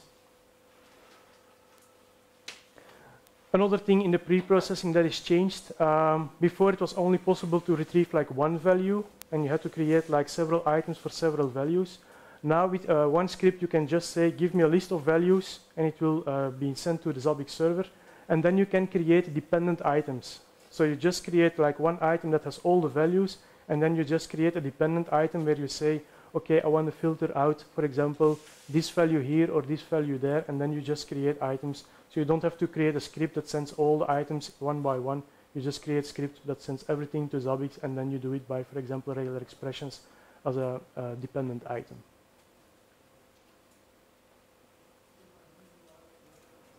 So when you create your master item, it will retrieve all the values, and then you create your dependent item that is linked to, for example, the master item. Here you create, it's not really visible, I think. And then you have to create a regular expression that filters out, for example, the server uptime, and then you get your item server uptime from the list of all the items. There is also a problem page now. Before it was not really clear what problem happened. Now they have a problem page that is time-based. So as you can see, it gives you an overview of the time here, and it goes from the latest value to the oldest, or you can switch it. It's configurable like you want. So you can just say, okay, I want to have a filter for a host group or a certain host, and then it will give you an overview of all the problems on that host or host group. So you can see what happened and how many times it happened. So it gives you a better overview. So the problem page is also new. I think it's already available in 3.2, by the way. Problems. I told you we have an ACK button, but something that is not available at this moment is, for example, to close when you do an acknowledgement of a certain problem. This was problematic in older versions. For example, if you had log monitoring, you could say, okay, I acknowledge this problem, but it would not close the problem. So if you were looking, for example, in a log file for the word error, it would show you, okay, there is an error, there is a problem, but it would never go back in an OK state because you had to create a filter to put it back in an OK state. So you had to check the log file for the word OK or something else. So now you can, for example, with the ACK button, close your problem. So if you do, for example, log monitoring, for example, for Bacala, for errors or something, you could close it, and then it will be closed till the next check, and then it will go back in a problem state if there is still a problem. And the messages can also be sent. Tags is also something that is new in Zabbix. It's already partially implemented, but will be more extended in 4.0. We can create, for example, to or trigger certain tags. The new way in Zabbix will be completely tag-based. So the idea is to put tags on all the items and triggers that you have, and also the users will have the option to get tags. This way, it's, for example, possible to do some filtering on data center or a problem, etc. And then we can also get notification when certain tags are in a problem state. Then you can do some correlations between certain services, which is not possible now with Zabbix. So, for example, if we create tags production and tags critical, then you can make correlations between the production and the critical part, and then send, for example, notifications only for critical in a production environment. You could also create, for example, with different data centers tags, and then you can, for example, say, okay, I want to get the criticals, but also the criticals that have an impact in, for example, data center in New York. And then you can get your notifications for New York if they are critical. Also, with the event correlation, it's possible, for example, to create rules when new problems appear. For example, if there is a new problem that you didn't know before, then you can create, for example, a problem that has a correlation with a certain rule in Zabbix that tells, hey, there is a new problem, I want to get notifications from this as well. So, for example, for the existing problems with the tags and the correlation rules, we can close existing problems. If you say, okay, I have an issue and I want to close it automatically because I know that the issue will be resolved in time, then you can, for example, tell Zabbix to close it automatically. Macros are also customized. We now have regular expressions on macros. So, for example, if you retrieve a value and you put that value in a macro, you can use that macro again in another item and use regular expressions on that macro. So you can, for example, get a certain part from the macro instead of using the whole macro. Or in the case we have now, you had to create a new macro or you had to define something in your scripts. So now you can filter parts out of existing macros. You have seen the trigger hysteresis before. It's a bit changed. It was quite difficult in the old way here. In the new way, we just define a problem state and we also have a recovery expression state where we say how it will be recovered. So it's much more easier than it was before. You just say now the problem is, for example, if CPU load is higher than a certain value, and it is okay if it is lower than a certain value. So you don't have to create the trigger value with the internal checks anymore. It's much more easier. There are also custom dashboards at the moment. So with the dashboards that we have now, we are stuck with the dashboard that is provided by Zabbix. Now every user has the option to create his own dashboard. So every user can create the dashboard that he wants. He can add values, he can add maps, he can add graphs, he can add links, he can add, for example, the problem page in it. So he can create a dashboard like he wants, and you can create different dashboards, for example, for the service center or for the monitors on your wall. Also, permissions are of course respected, so someone who has not a permission to see something cannot see it in the dashboards as well. And you can share dashboards, by the way. You can create dashboards for a group and then share it with the whole group. The map navigation tree is also new. Before we had maps, but now we have also, now we also have here a tree.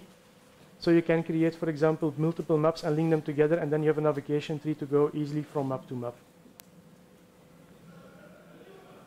Templates for network devices. Before, Zabbix out of the box was quite difficult to configure because nothing was delivered with it. Now we have templates for many network devices. Almost every big network vendor has templates in Zabbix with a new release. So normally just going through the list of templates, linking it with your device, and it should work. There is also remote command support through proxies. Before it was not possible to create scripts and then launch those scripts from the Zabbix server. We had to copy them to the Zabbix proxy and then launch them from the proxy. Also, front-end scripts were not possible to launch from the front-end to the agents. Now the proxies can relay the commands automatically. So if you create something, you can choose to launch it from the Zabbix server, the agent, or the proxy. So you only have to place your scripts in one place. Parallel processing of alerts. In the Zabbix that we have now, processing alerts is like a single process. So if you had like a lot of users and you had to send like SMSs, emails, etc., it would take sometimes a certain delay. With the new version, you can say how many services you like to run in the background, and then it can process, for example, SMS and alerts by email at the same time. So it goes faster. Other improvements, notification on problem acknowledgement. When you have the ACK button, you fill in information. But now with the new version, you can send those information, for example, to the group of users, or you can send it also to everybody who was involved. So for example, if I am an administrator and I'm not involved by getting messages for this group, but I have ACKed the problem, then I will also get the problem in my email box, the message what I have done. And everybody else who is involved, who has, before, for example, ACKed before, will get the message that the problem in this case was fixed by someone, or that it is not fixed, or with a ticket number, etc. You can also use the macros to create your own customized messages for the ACK. Also new is for JMX low-level discovery. We had low-level discovery already, for example, network cards, hard drives, etc. But now there is also JMX low-level discovery, so you can discover beans, or you can discover attributes from beans with Zabbix. So you just tell Zabbix to look at a certain point in the JMX, and then it will discover everything that it has from beans in that. So you can, for example, discover all the garbage collectors automatically. So with Java, sometimes the name from the Zabbix, from the garbage collector will change. So with the low-level discovery, you don't have to create macros anymore. You just tell the garbage collector detector in Zabbix to detect all the garbage collectors, and it will create and delete them automatically if they come or if they go away. Configurable endpoints. This was not possible before either. Now when you have multiple Java applications, sometimes they have different endpoints. So before it was hard-coded, now you can create your own endpoints. So if you have applications on different endpoints, you can just specify the endpoint in Zabbix. One of the other things that is in the new version is support for Elasticsearch. It was a question already by many people to support NoSQL databases. So now they have Elasticsearch as as database for the historical data. So all historical data can go to Elasticsearch database. Checking item values immediately was also an option that has been requested for many years. So before it was not possible to do a check now. You always had to wait till everything was processed, and then it could sometimes take a minute or 2, 3. Now you have the check now button to go and check what the item value is. Just one question regarding Elasticsearch support. You mean that the housekeeping process will just, at a particular time, just move data from the Postgres or MySQL data and just put that to Elasticsearch? Yeah, this is for historical data. Okay. So it's the housekeeper will move it to the Elasticsearch, and then you can. For the checking, does it work for aggregated calculated data as well? For calculated data, it should work as well because you just retrieve it, and aggregated, it should work as well as either. What it will not do is, for example, if in Zabbix 3.0 you can do, for example, trend prediction. Trend prediction is always from the latest data, the raw values. It will never go to the historical data. So. Excuse me, that check now, that could trigger a connection to an agent, for example. Will that not happen? It will not happen. Okay. No. It will check do the check, but it will retrieve the latest value that has been retrieved before. So if it has not worked before, it will not work. It will not initiate a communication with the agent.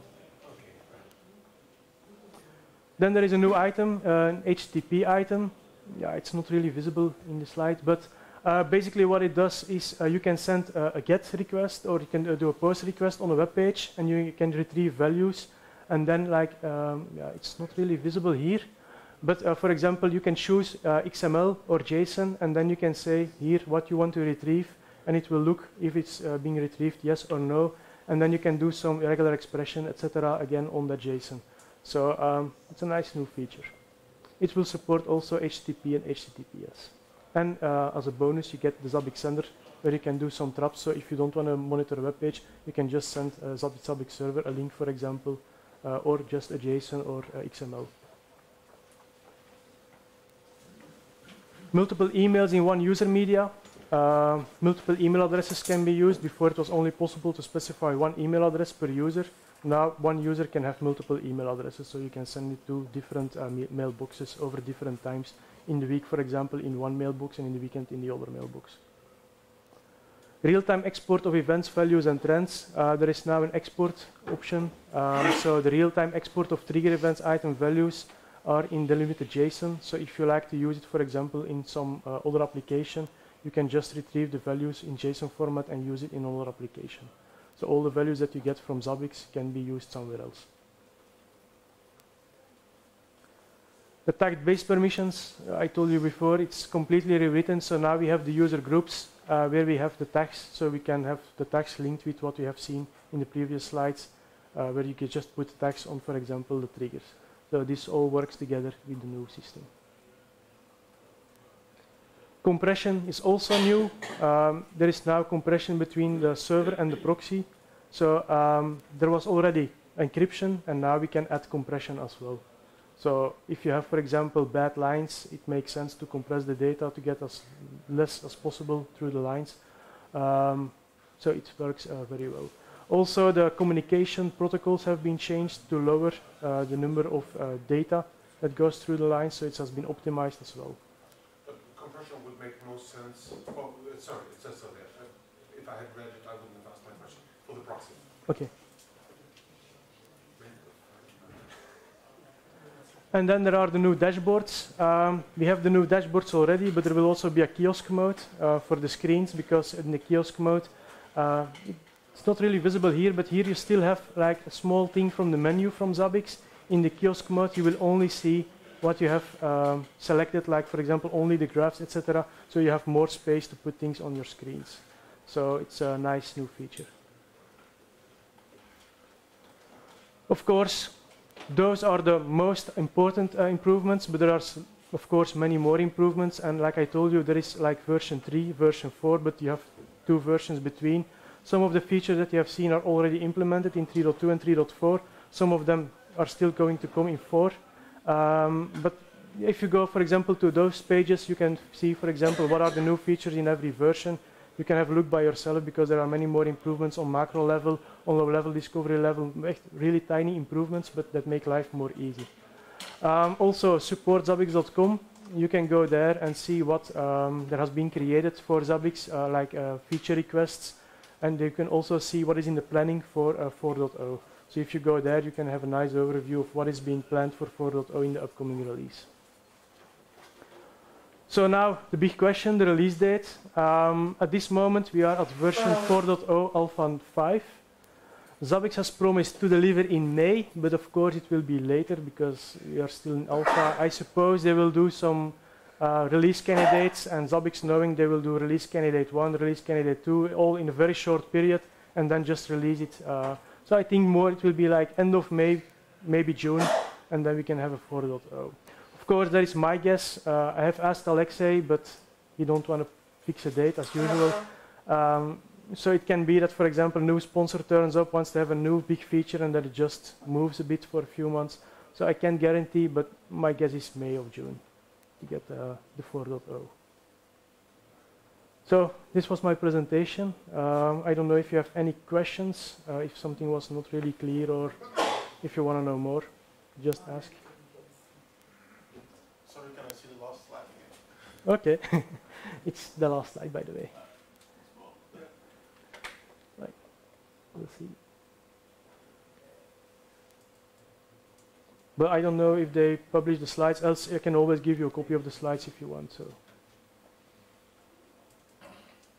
Still no, for 4.0, still no official Zabbix CLI tool? What do you mean with the new CLI tool? Well, asked multiple times, and they had no plan to have a CLI tool for system Intune to make stuff. So, well, of course, the answer was, well, we have an API. So oh yeah, you mean a CLI tool really for the Zabbix server to? there is one which is maintained by university in Maghreb, if I remember well, in Spain at least. Zabbix CLI is really great, but it's still community-based. It's community-based now. I don't think that Zabbix will do anything like this. Unless some sponsor turns up who really wants that feature, but I don't think, because you have the API and they are really pushing to use the API. But yeah, Zabbix CLI is indeed nice. Nothing from Zabbix. From what time would you recommend upgrading to 4.0? Usually when I do it in our company, when it is released, like the day after, I just install Zabbix. But in production, I always wait like mostly 2 or 3 release versions. Mostly because the first one is probably like 1 week after because some major bug turned up. And then like a few weeks later there are some small patches, and then mostly the second or the third version is okay to go with. September. Yeah, probably.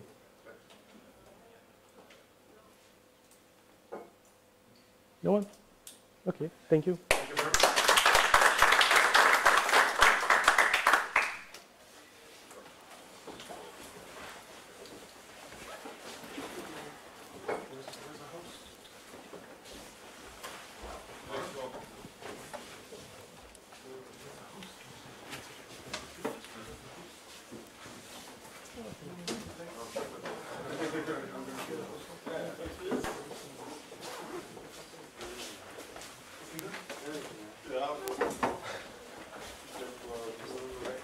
wil je geen host, dat is nou een verschil.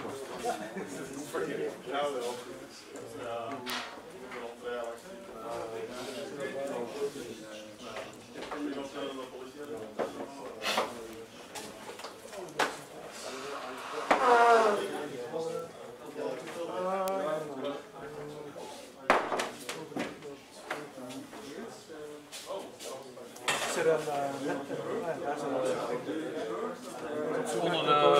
Onder de projector.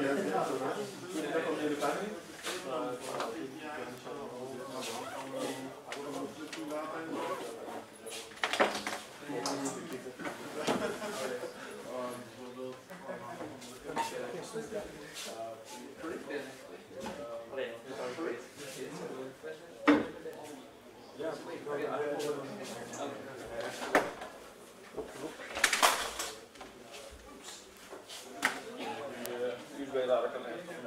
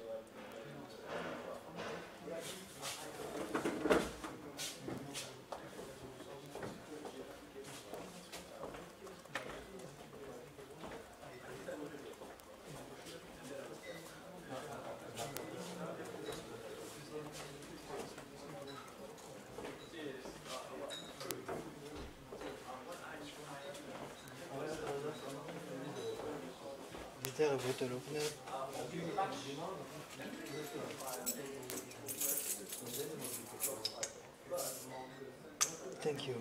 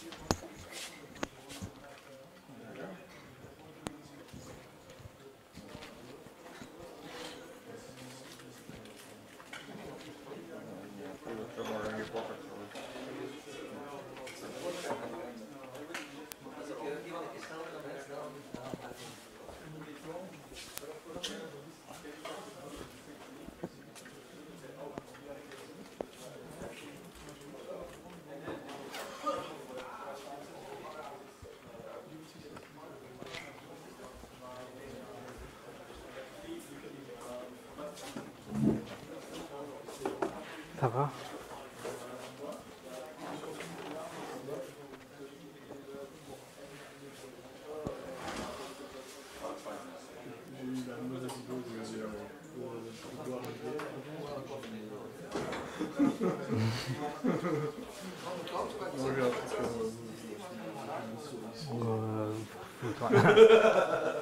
Merci. Merci. I appreciate it. I will remember. Never forget.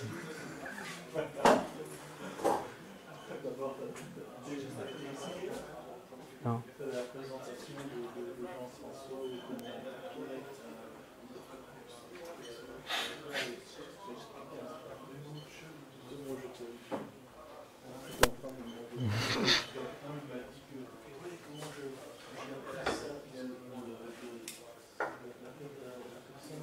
Qui dort.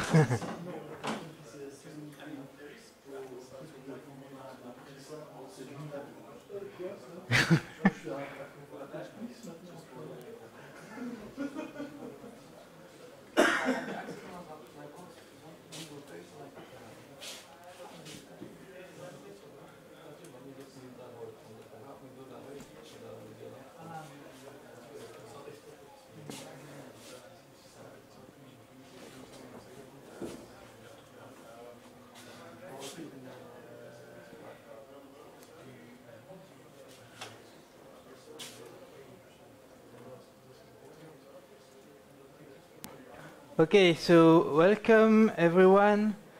I will start my talk, but first make sure that you can read this, and if you cannot, you can move forward. There is a lot of place next to me, so because I have a few slides, but I will do a lot of demo and I will show you how the actual stuff is configured, and so this will be more demos than slides.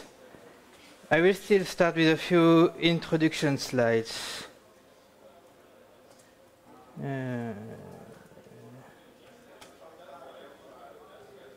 Okay.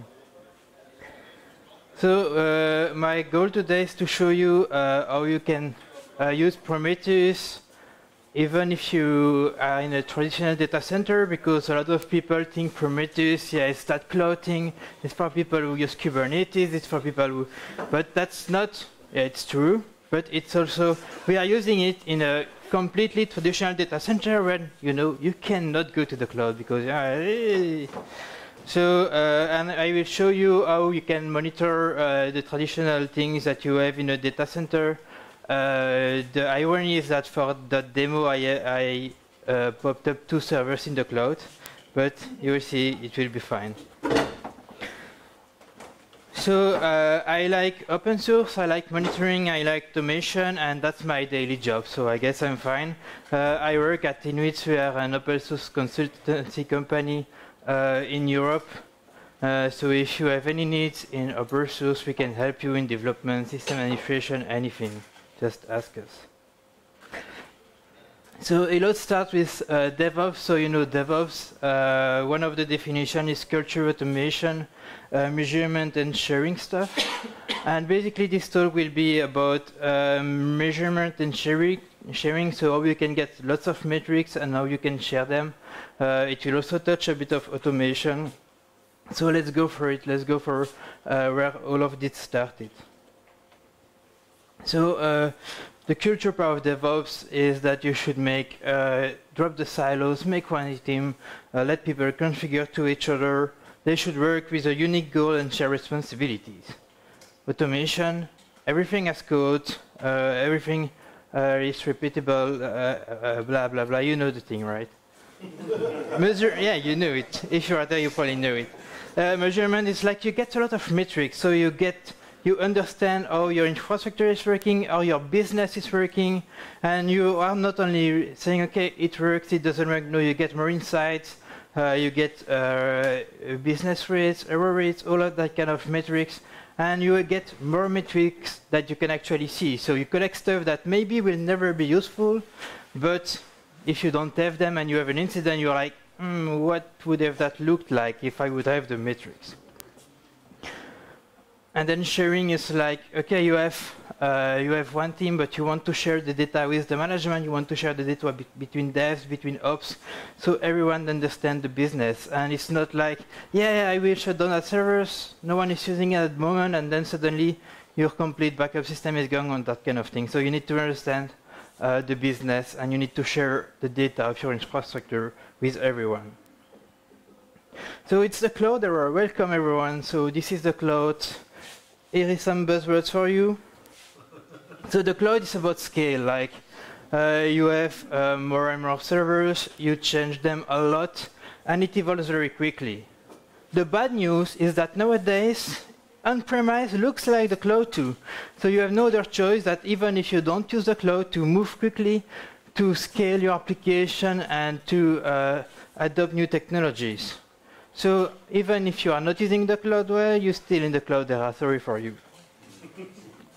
And what do you need? Then you need automation so that you can follow, and you need scalability. So you need tools that can scale, tools that can handle lots of metrics for monitoring, for example. So you need to have that, so you don't need to bother. It's like, okay, I need to scale horizontally my server, like I need 100 instances of my monitoring solution. No, you need scalability out of the box.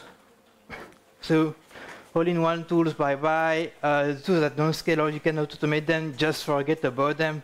Take the right tools, the tools that can live in this environment. So what are the customers asking? They're asking that we respond fast, like that we don't receive the phone call from them, like, you know, actually, yeah, your website isn't working anymore. So you want to know before them that you are done, that something is wrong, and you want to prevent that, obviously. So better tools, better protocol. Let me introduce through Prometheus. So Prometheus is cloud native. It means that configuring it, deploying it, maintaining it is very simple. It's not a complex tool, it's easy. You can deploy it in containers, you can deploy it in Kubernetes, and it is multiple services actually, so you can update one of them without impacting the other ones. It is orchestration ready. It means that it can connect to sources of trust, like Kubernetes, like console, like anything which can tell him, okay, this is the list of the servers, take it, or that kind of things. You can write a script that can. So the way it integrates with third-party orchestration tools is there is a file discovery that you can just pop files with targets into it, and then it will discover them. So yes, you can do that with PuppetDB if you want. It's just a simple script to write, and then Prometheus will look, oh, there is new file, and it will start monitoring it. So it is data-centric. It means that it is all about data. It's not about it is up, down. No, it is you have a data, you have metadata, and then you can play with them, or you can run queries on them, that kind of things. So a Prometheus metric is like you have a name, and then you have some labels. So in this case, you have the MySQL global status handlers. It's a value in the MySQL global status tables. It's the total, and then you have a metadata which tell you, okay, this represents the temp-right handler. And later you can sum all the handlers with all the labels. You can do an average. You can do whatever you want. You can mutate that data. It's open source, which is why we are there. It's written in Golang, but you don't need to know Golang to use it. But it means that it comes with a single binary. So you get the binary, it supports so many different architectures, including ARM, including x86, FreeBSD, Windows. You can run it on any OS that you want directly from the Prometheus project. You have like all the binaries available. And then there is a lot of exporters. So I will come to what is an exporter, but it means that the ecosystem is quite rich, actually. So it is made for performance. So you can really fetch a lot of data. And you can fine-tune that. Actually, the second line is no longer true with Prometheus 2, sorry. But it is really made to fetch a lot of data. And not like, every 5 minutes I will check if the stuff are right, I will take metrics. No, it's really like you go every 10 seconds, every 30 seconds, if your system can manage that. And then you can go and get, okay, give me the metrics, I will just store them. And if it cannot keep up, well, version 1 did that, I don't know if version 2 does that also, but if really there is too many metrics, it will just slow down a bit, but I've never seen that in real environments. So how is it working? So this is an example with MySQL, and then I will show you the real stuff. So there is a MySQL exporter, which is a daemon because MySQL cannot expose metrics to Prometheus. So to expose metrics on Prometheus, you need to have an HTTP server and to serve the metrics, the list of the metrics. So you have the MySQL exporter, then Prometheus will go, okay, hey, give me your Prometheus metrics.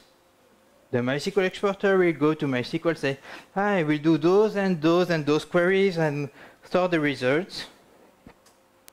Then it will reply to Prometheus, hey, those are the metrics into the HTTP response. And then Prometheus will say, okay, store them within my database, and I will add additional metadata, like this is from host 1, host 2, host 3. So exporter, HTTP API, you have bindings for many languages. If there is not for your language, you can just write a simple web server, so it's really simple. The goal with those exporters is that they do not cache, they do not proxy, they just fetch the data when you ask it. This is important for availability of Prometheus, which we will see later. So for your data center, which exporter do you have? So I have a Prometheus server. So this is my Prometheus server, and I have 2 Linux machines. So for Linux, you have the node exporter. So the node exporter will give you a lot of information about the Linux system. So if you have a look at the metrics that you have CPU, you have the disk usage, the disk write, the disk merge, the file system available. You have you have the load average, the memory. So you have a lot of different metrics. So actually, it's really a lot. If you are using NFS, you have NFS metrics. Blah blah blah. You really have a lot of different metrics for your Linux system. So that is a daemon that you run on your machine that reads the /proc file system and puts a lot of the metrics as in a format that Prometheus will understand easily. So that is the first exporter, the node exporter, one binary, easy to run. So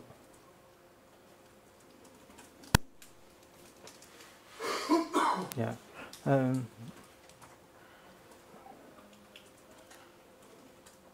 So it is really like one binary, you launch it, so if I kill it, and I can just show you that I can launch it again. So this is really easy, and then you start listening to an address, you see the list of the modules that it loads that it can show, and then it's started, and you can go and query the metrics. The WMI exporter, if you are unlucky and you have Windows machines. Then you have Apache. So Apache, you have an Apache exporter, which I did not set up, but I did set up a website. So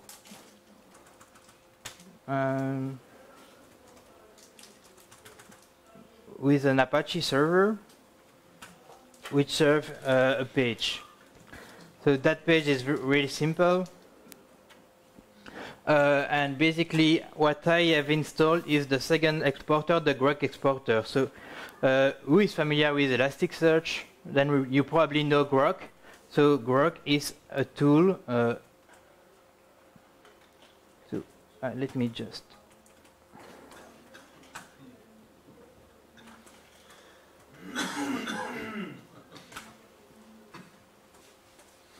Okay, it is on the other server. So it will scroll the logs, and for each new log line, it will increment a counter. So I will show you. So we have the var log, HTTPD, access log. So you see that all the requests that we have. So let me just do. I have a script that do that for me. That do go to the website and load, so I have a curl running in a loop. And then I can see with the Grok exporter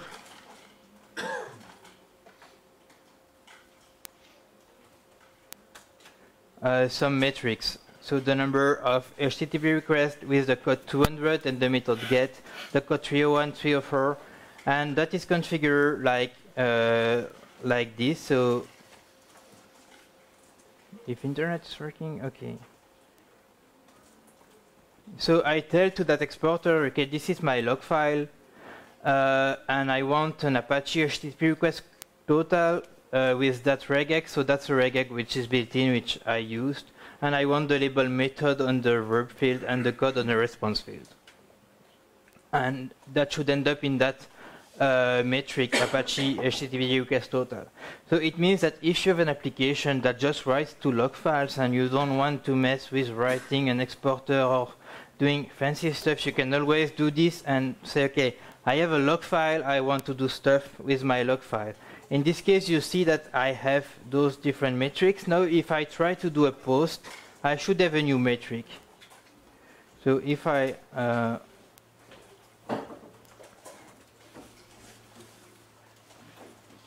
do a post, then it's not the right one. It is just like this. Okay, then I should have a post with 404.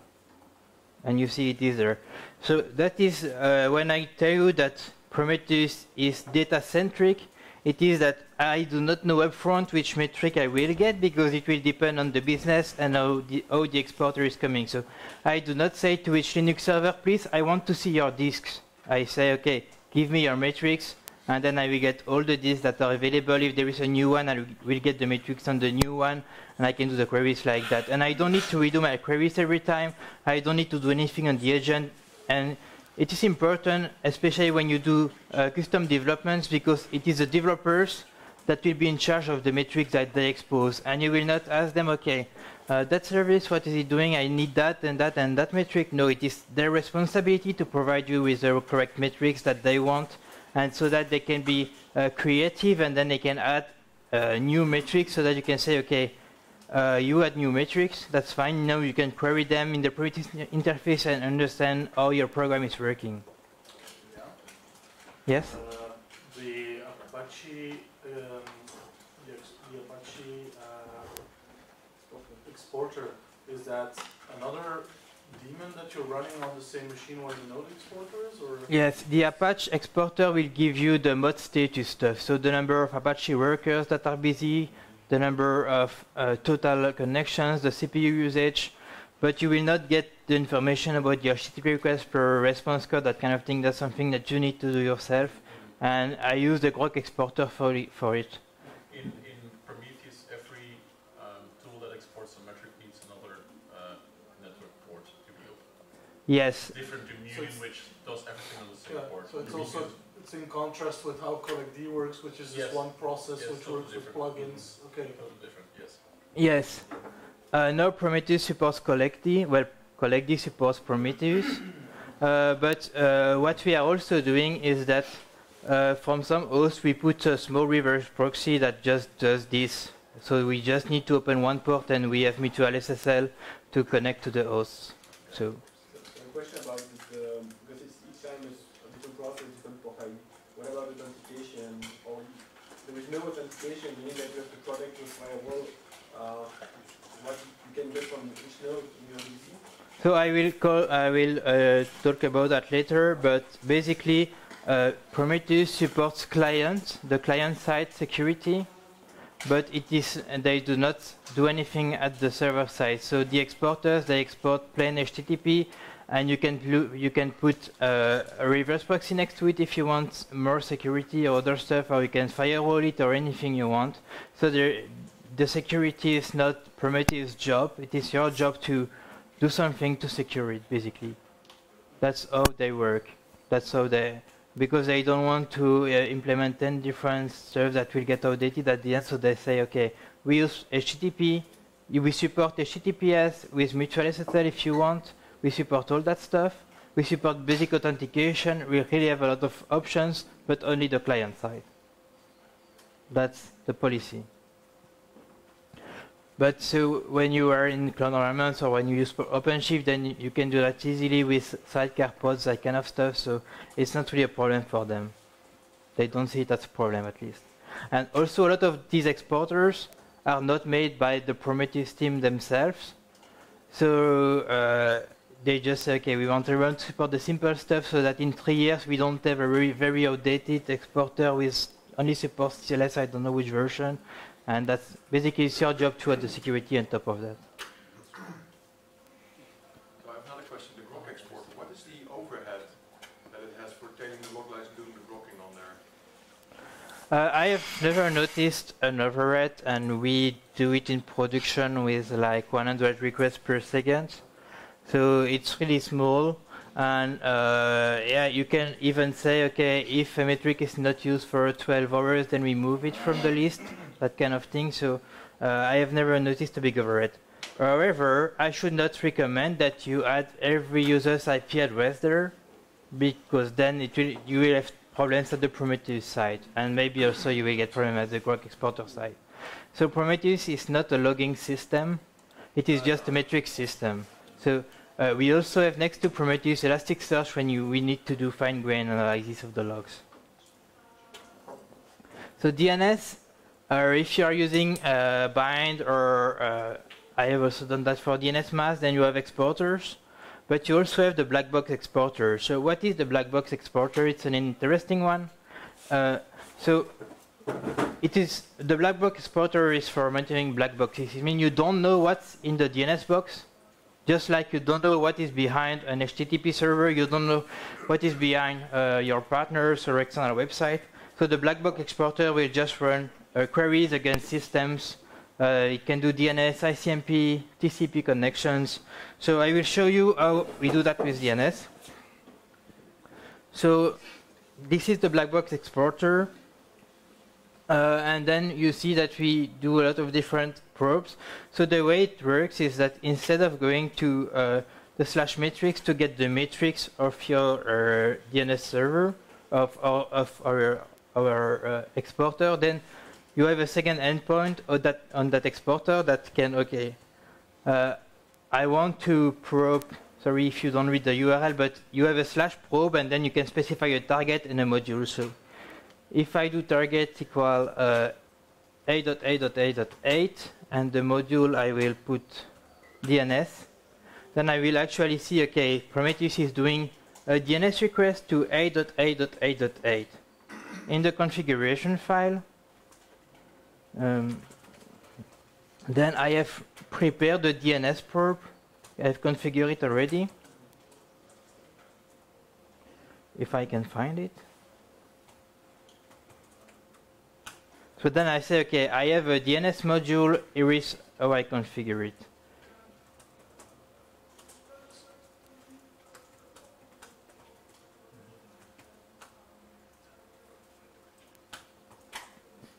So here it is. So the DNS, it will do a DNS query for loadays.org, and the timeout will be 5 seconds. And the DNS server, which is what we call the black box, is in this case in the URL 8.8.8.8, which means that I do not care what is behind that DNS server. I just want it to answer me when I ask him, hey, what is loadays.org? And then I have a lot of DNS specific queries. So DNS additional errors, answer errors. I don't even know what this is. I mean, maybe one day we need that. But what is important is probe success 1. It means that, okay, the probe was successful. So that is the DNS query. You can check an IRC server. It's in the default example. You can check if you have the SSH banner. And more importantly, you can check HTTP. Like, do I get a HTTP 200 response? Do I get the same when I do a post? And you can have regexes inside the different answers and posts, so you can actually do more advanced stuff if you want. So I also do some HTTP 200, so I can show you now the Prometheus interface. So it is like this, and then we have the list of the targets. And you can see that for the DNS, I use the target 1111 and 8888. So those are the parameters and the URLs that are used. But I also have HTTP black box that I set up that checks the Loadays website and another website that I did put in place. So now if I do that in a query, so the probe success, which is done by the node exporter. So if I put == 0, then I will see what is failing now in the probe. So I see that in the DNS black box 1.1.1 cannot resolve loadays.org, or there is a bug somewhere else. Spoiler, there is a bug, I think. But now, so if I look at all my probe success, And now I have that website, and I will just move it. So like,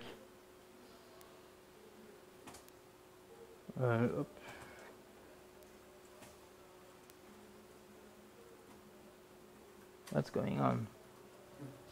I cannot exit Vim.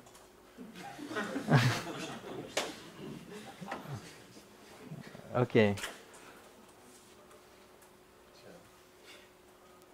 So I go to var www.html, and then I have the Loadays, and if I move it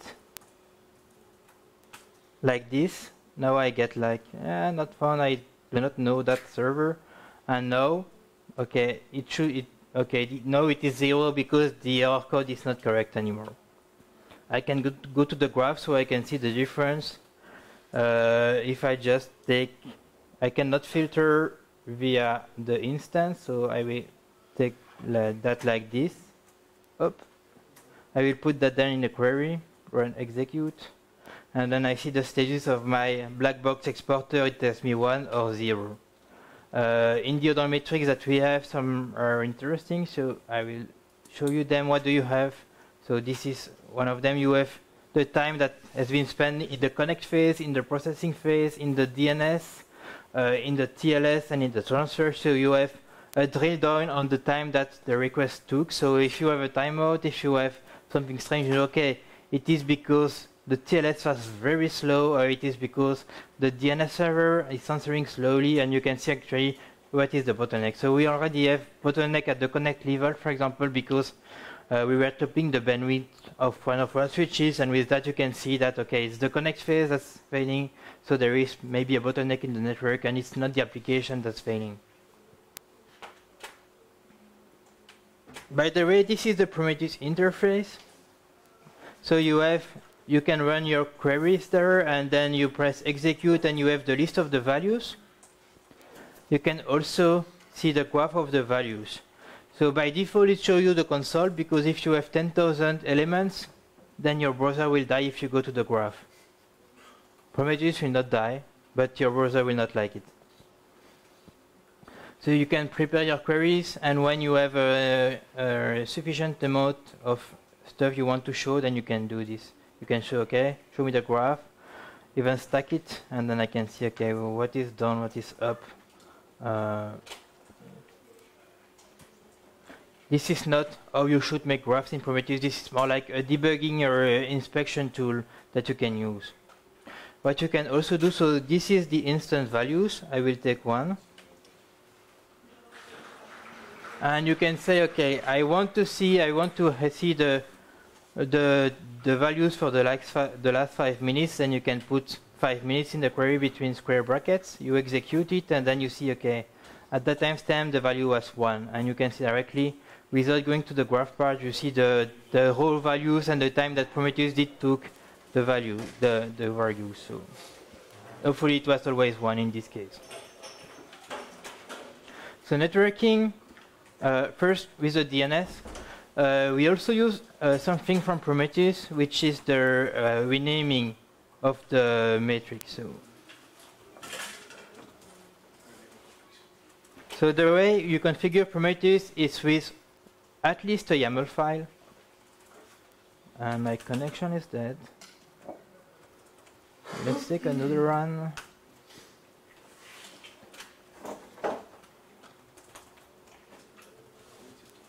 Oh, no, it's back. So in my Prometheus.yaml, you can see that I have a global configuration first. So I say, okay, every 15 seconds I will scrape my targets, and I will run my rules every 15 seconds. We will see the rules later. And then you say, okay, this is the target. So I have a job Prometheus, which is listening on that address localhost 9090. Then if we look at the DNS black box, it's a bit more complex. So my target is loadays.org, but the exporter is not loadays.org. So you see, okay, I will do some complex stuff to take the address. So that thing, I will put it in a parameter called target. Then I will take the target, I will put it in a parameter, in a label called instance, and the actual address will be the black box exporter address. So this is kind of a more complex stuff that you need to do if you want to have it in a more nice way, but you only need to do it once, and you can then add addresses how you want to have them. So it's kind of a trick, but this is the way that you go from one flat list of targets to a more complex stuff when you actually not only have the target but also have the black exporter address that Prometheus needs to address. But all of that is in the documentation. I will not bother you longer with that. It's not the more important stuff right now. So it is the same for the SNMP exporter. So let me go back to the configuration. So we have a job SNMP, we have a target, and then we need to say, okay, this is not the Prometheus exporter because switches don't speak Prometheus yet. So this is like the end device. And then you say, okay, I will pass that as a target, then the target will be an instance, and then the actual SNMP exporter, which we expose the matrix, is at that address. So if we have a look at that, in the status page you can see that first. So you can see SNMP, the exporter is at that address, that HTTP address, and this is the parameters, and this is the label that you have. So now I have matrix with SNMP. So I told you before that when Prometheus stores the data, it adds labels. So the labels that are added are the ones that are in that category, and also the job name, so SNMP. So if I want to see all the metrics that we have from SNMP, I can just say job equal SNMP.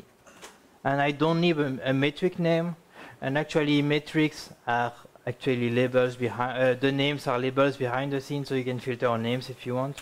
But in this case, okay, what did I get from the SNMP jobs the last time I ran them? And then you see, we will exclude, so I will show you how to use the name stuff, because I am not interested into the Go stuff, because they are related to the exporter.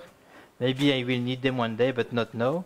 So the name is the __ name matrix, and I can use a regex to say, okay, not the one that starts with Go. Like this. And then I will get less matrix. Okay. And process neither, by the way.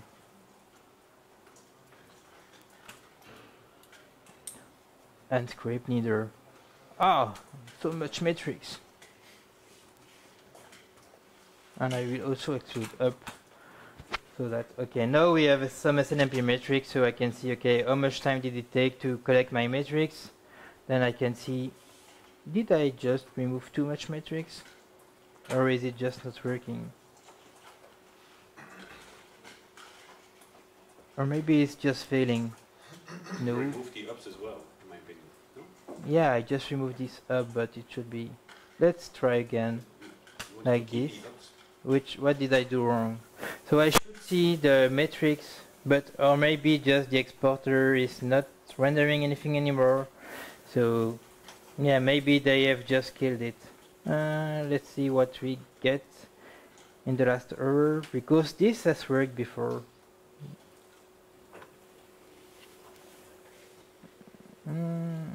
Or maybe it did not work and I've dreamed it. Okay, so we don't have the information. Oh yeah, I think I know what I did wrong. So, but I can show you in a different way. So if I go to the SNMP exporter, then I can say, okay, this is my target.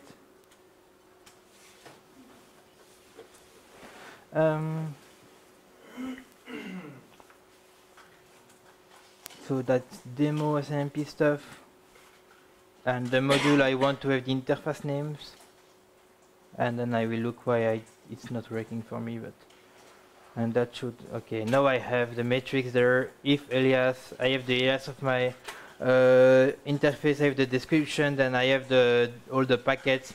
So basically that exporter will go and query the demo.snmplabs.com stuff with the module that he knows.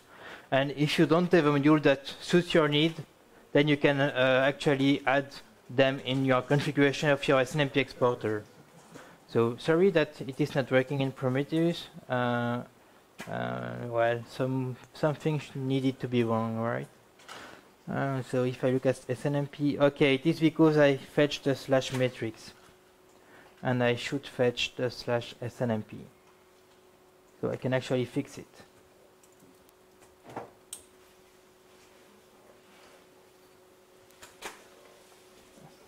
So, up, I missed this.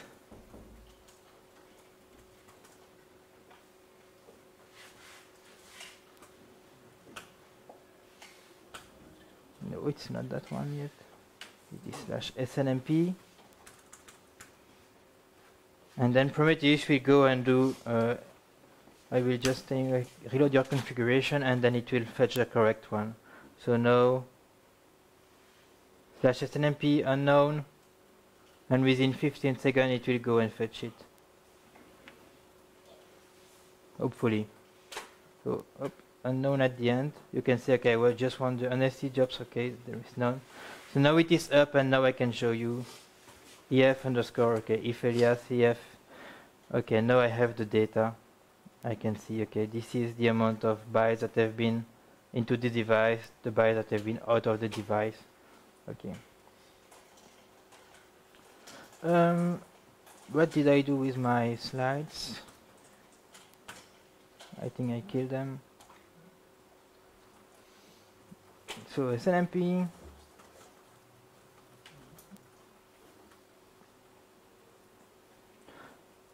So DNS you have done, network you have done. You also have exporters for devices like Nextseller, anything you want.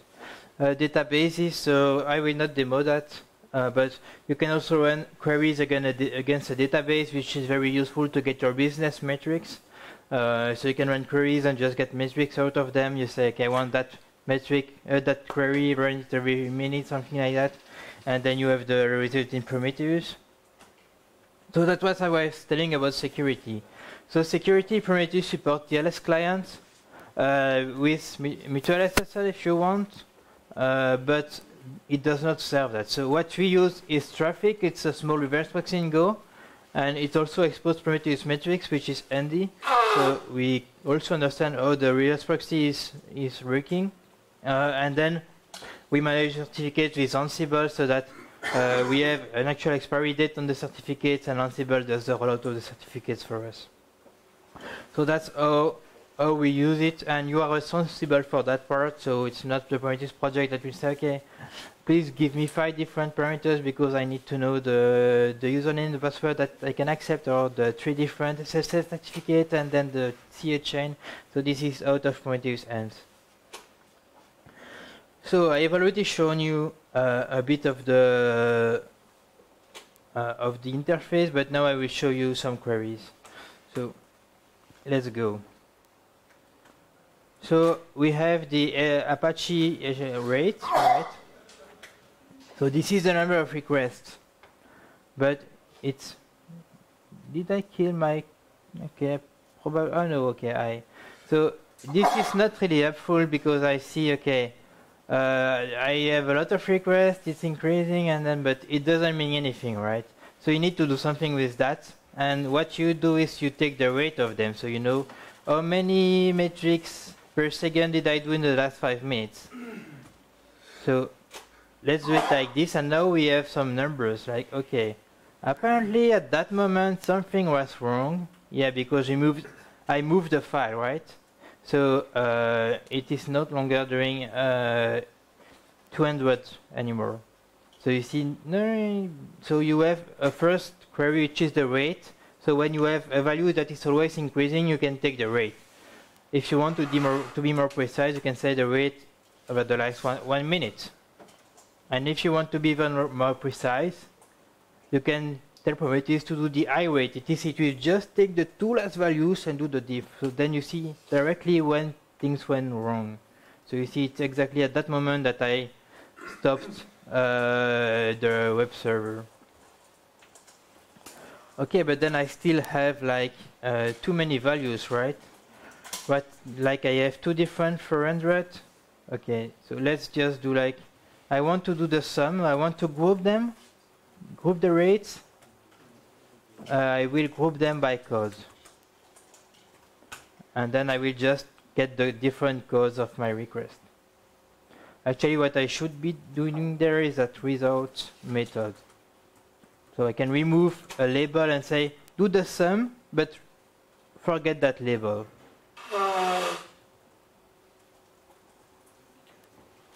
And then I have the same result, except that I still have the job name, the instance, and the label that I call conference, so I know from which website is coming from, those errors.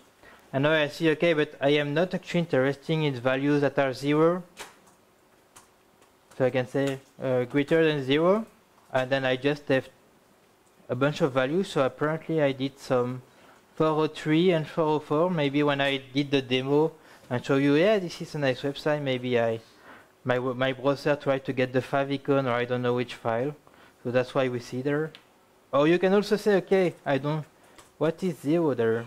And then you see, okay, yeah, there is like no post anymore, so the rate of the post is 0. The rate of the get with a status 400 is 0 as well. You can do a bunch of stuff. So without label, it's actually without code. Sorry. Okay, so now you see, okay, post and get. Now you see the number of get, the number of post. It is not what I wanted. What I wanted is without method. Okay, now we get it. Then you can compare them. So you can say I want to see the 200, so code equal 200.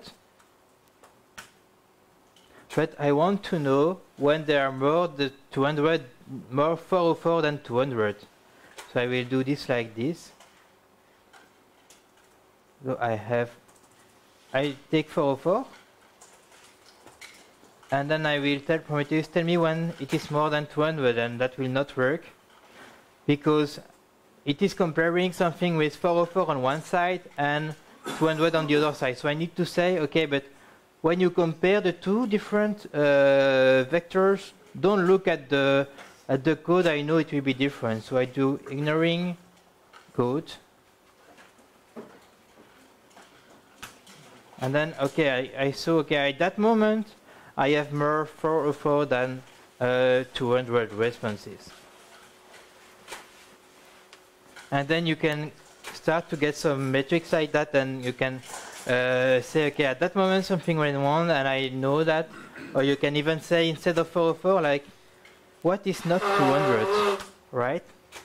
So that even if suddenly your application is serving 303, it's still not normal, but then you don't need to have 10 different queries. You say, okay, what is not 200 versus what is 200? So what I don't expect versus what I expect. So you are still in the data-centric approach of saying, okay, what's important for me is that I get 200, and not that I do not get 404, that I do not get 403. No, what's important is the 200 thing. Okay. So for storage, Prometheus is using TSDB. It is an internal database, and basically you have blocks of 2 hours of data, and then they are compacted later on. So at the end, you have 10 days of data into one block, and it is compacted, so it does not take a lot of disk storage, and it is really efficient. So there is no external storage; it is on disks locally. Let's go for alerting, but I want to show you something last thing first. So in my Prometheus server, so I have told you that with Prometheus you have some discovery tool, and I've implemented one of them. It is the DNS discovery. So basically you tell Prometheus, okay, this is the DNS query that you need to make, and then all the stuff that I return, then use them as a target. So if I do dig, do I have dig? Yes. Targets.wordapple.be, and I have 2 different IP addresses, and if I look in the Prometheus configuration, then I see that the job Linux, it is a DNS configuration. It checks targets.wordapple.be, the A records, and then the port will be 900 for the exporter, because that's not an information that you get from DNS. So now I can see my Prometheus targets. that actually the Linux are using those two IP addresses. I can try to change that.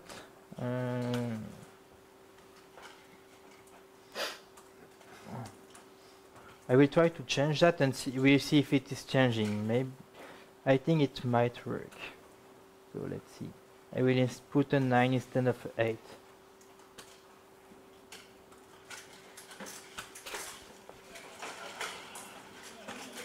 So I have updated the DNS and we'll see if it picks up. So by default it should refresh that every 30 seconds, so it should come soon. Linux. Let's see if he gets a change.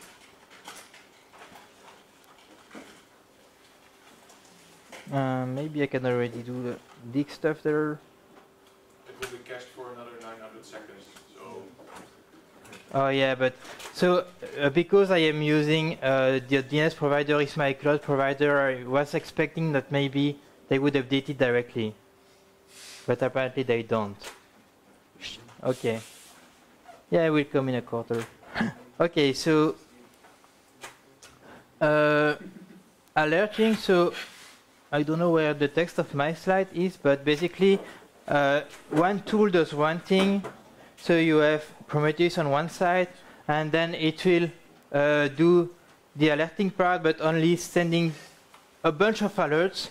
And then there is a second tool, which is called the alert manager, that will actually say, okay, I have an alert. I will first group different alerts together, because if 10 different hosts are down, you don't need 10 different mails, just one mail with all of them.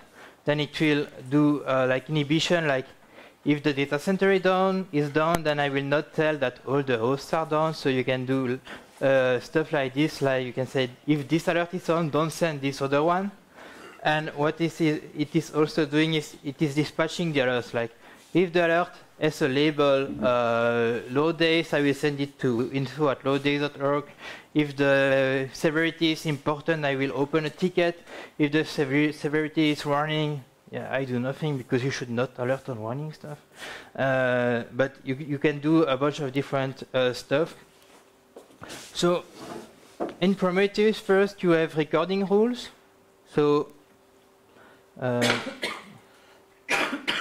which are YAML files.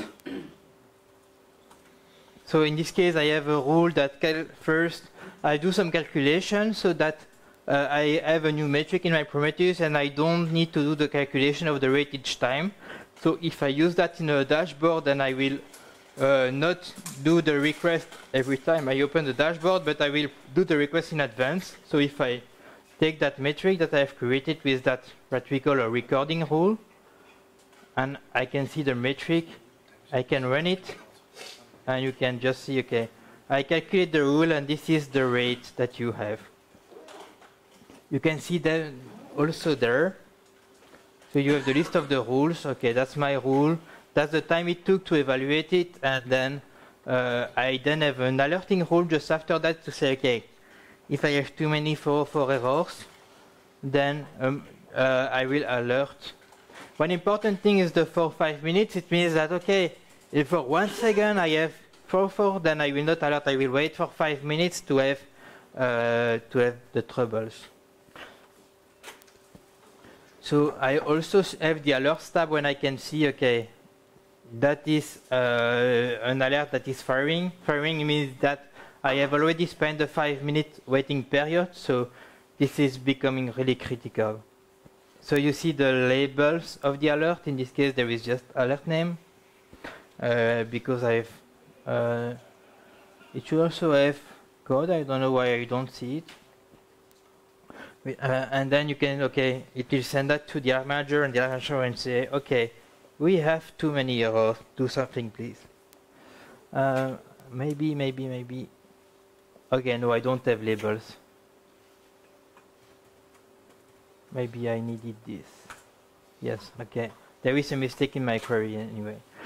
So I have an alert, but Prometheus doesn't know, okay, what is going on with the alert. Is just like, I will send it to another daemon that will do the rest. And I don't want to deal with Slack. I don't want to deal with HipChat. emails. No, this is out of Prometheus business. So for that, there is the alert manager, which is a second daemon, also made by the Prometheus team, and it knows, okay, this is the alert, and then it will do the dispatching of the alert. In this case, I've configured like some routes. So you see that I have two different receivers first. Like I can send mails to Loadays. In this case, it is sent to the Loadays email address from that email address. And then I have a second receiver which sends to that email address. You can integrate with webhooks, so post JSON file and write your own integration. You have Slack. You have a lot of different options that you can use to do alerting. What we have internally is a lot of custom-made stuff, and then we move forward. So I will not demo that because we are running a bit out of time for now, but the alert manager can do anything you want further for the alerting. Okay. Oh, here is the slide. Okay, but if you want something more clever, then you need Grafana to do the graphs. And Prometheus, as a project, says, okay, we have something to do the graphs, but actually you should use Grafana, and that's what the project is saying. So they are really promoting Grafana, and there are some Grafana employees that are directly Prometheus developers. So there is a tight relationship between Grafana and Prometheus. So you should use Grafana to do your dashboards, and you can also link Grafana to your Elasticsearch or your other monitoring system. So, but Grafana is the first choice for Prometheus dashboards. So we skip that. Okay, dashboards, blah blah blah blah. So configuring Prometheus in Grafana, it also supports mutual SSL. It also supports a lot of different stuff if you need them. You can also say that it is the browser that will do the query against the Prometheus server, so that you don't go via the Grafana as a proxy. So you have a lot of different options. Then what do we have? You have a built-in Prometheus dashboard in Grafana to check the Prometheus status. Okay, so let's go to the conclusion. So Prometheus is an open source tool, and what I really like about it is that it is dynamic, that you can plug it to Kubernetes, to console, and that you don't need, when you power a new pod or when you add a new server, to add it in the monitoring system. It is automatically added. That's something I really like. It is low on resources, so that we have a very small Prometheus server for the size of our infrastructure, and it manages that very brilliantly. And if it doesn't, then we have all the metrics to understand, okay, what is the bottleneck, what do we need? There is a very rich ecosystem, so what I've shown you as exporter is just like the tip of the iceberg. There are literally hundreds of them, and there are also systems that expose metrics natively, and for your own application you have bindings in all the languages to expose metrics. So Java, Go, Ruby, Python, anything, you have the bindings that you need. And I really like that I can use the same tool when I am in the cloud environment and the same tool when I am on premise. I have not covered that, but they can also talk to each other, so you can say, okay, I will take those metrics from that Prometheus server and integrate them into mine. So that was the talk. Thank you all. If you have any questions, you can just ask me during lunch or anything, anywhere you want, because there is just like 5 minutes left. I can still take 1 or 2 questions if you have them.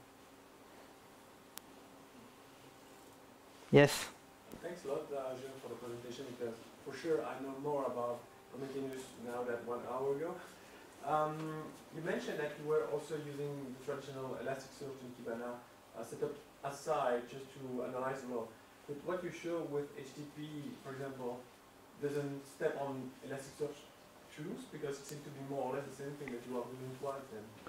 No, so basically what we do with Prometheus is just a general overview, like we only take the status codes and then we get all the advantages of Prometheus. It's very fast, it is low on resources, and we can do very simple queries.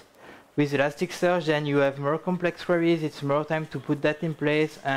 But what we do is we reuse the same grok patterns. We reuse a lot of stuff from both of the systems, but Elasticsearch is really okay. I have something that is not normal, and I want to see, okay, is it from one IP address? Is it for one TLS modes? That kind of stuff. So when you really need to go deep, then you need something that can analyze really the logs. But this is not the goal of Prometheus. It's really to have just a lot of metrics that you can understand your infrastructure, but not like, oh, at that exact second, then I had that request that took 1 minute.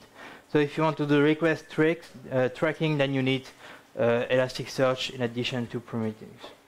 And it also makes that for us, Prometheus is less GDPR sensitive than the Elasticsearch setup, so we treat them differently as well. And also the advantage of this is really it's very, very low on resources, and we can just know without doing complex query into Elasticsearch that will require a lot of CPU time, or I don't know why. You can look a month in the same time. Okay, this is my status for 1 month, and then you have it, and you don't have a lot of resources needed to do that. Yes? So, if you have your traditional LAMP stack server, you would need a few exporters. You would need the node exporter, you would need the HTTP exporter, the SQL exporter, maybe another thing that needs to be running. Is there no way to, or is it the intention of Prometheus to have a kind of multiplexer exporter, so you could have one exporter and several sub-exporters? I'm looking for a way to reduce the need to run all those different daemons, and especially to export them all via HTTP on the different ports. So what we do for that is we just put small reverse proxies that just connect to different exporters. But so the problem is that the Apache exporter is developed by someone, then the Grok exporter by someone else, then the node exporter by the Prometheus server. So there is no stuff like that. It's really one tool, one job. Yes? There's one thing you can do. The node exporter does have a few plugins, and so there you can write a plugin for the node exporter. It also has the ability to read some files that then exports. That's a slow option, but it's useful for a quick and dirty solution. And if you want to, if you don't have a lot of metrics that you want to export, then you can do it that way, so you don't have to. Yeah. So I will repeat for the recording. It's really workaround. So it's not really a workaround. So you have in the node exporter, you can read text file with metrics, and you can use that if you have cron jobs, or your application can write to those files if you want. So you can just write metrics into files that will get fetched by the node exporter. That is the only workaround that you can have, but it is mainly used for like cron jobs or batches that you can do on a server, and then you can see, okay, the result of the last cron job was that one, and blah blah blah. Apart from that, it's really one tool, one job.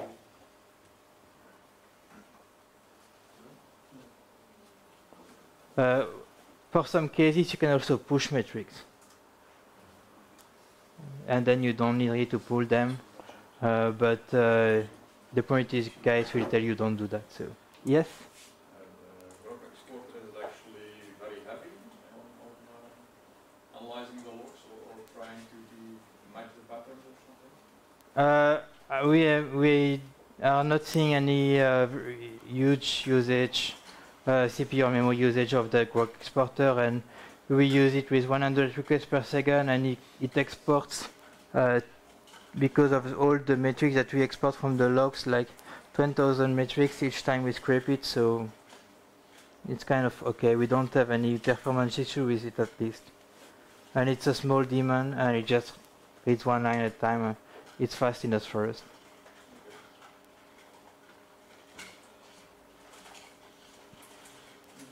Okay, thank you.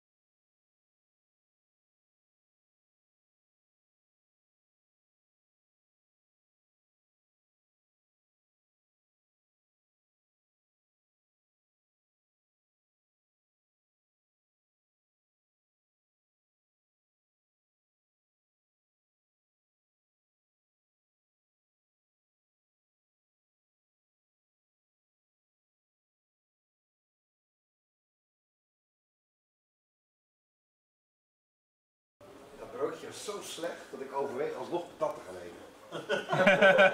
Ja, de patat was ook niet heel geweldig, toch? Ik heb een friet gisteren gehad, die was een stuk beter dan het broodje dat ik net heb gehad. Oké, broodje hier of broodje? Nee, broodje panos. Waarom werkt het niet dan als het is? Kijk, ik vond dat broodje niet lekker. Wat heb je gegeven? Worstbrood. Ja, die zijn niet zo goed. Moet je hem wel Nee, ik geloof dat we lekkere dingen bij Ja. Die zijn goed, ja. Maar Die worstenbroodjes met panos. nee, geldt voor de meeste broodjeszaken. In Nederland ook. Meestal krijg je dan Ja. een lef warm deeg met koud vlees. Ja, voilà. Mensen gooien het 3 minuten in de micro gelopen. Dat deze niet snapt. Of zelfs niet gewonnen. Nee, ik gebruik het ding ook altijd. Misschien dat gewoon dat wij dat ding gecached is net, maar dat stond net Ja, ze staan heel op een moment dat ik denk van... Soms ook wel eens helemaal krijgen. Nee, maar als je... Ergens tussen de eind van de vorige talk en nu. Ja, nou, dat is echt... Of wat heb je nu weer gedaan? Oeps, zeg dat. Ja, even over de stroomdraad. Wat dat ook kan, een flikker.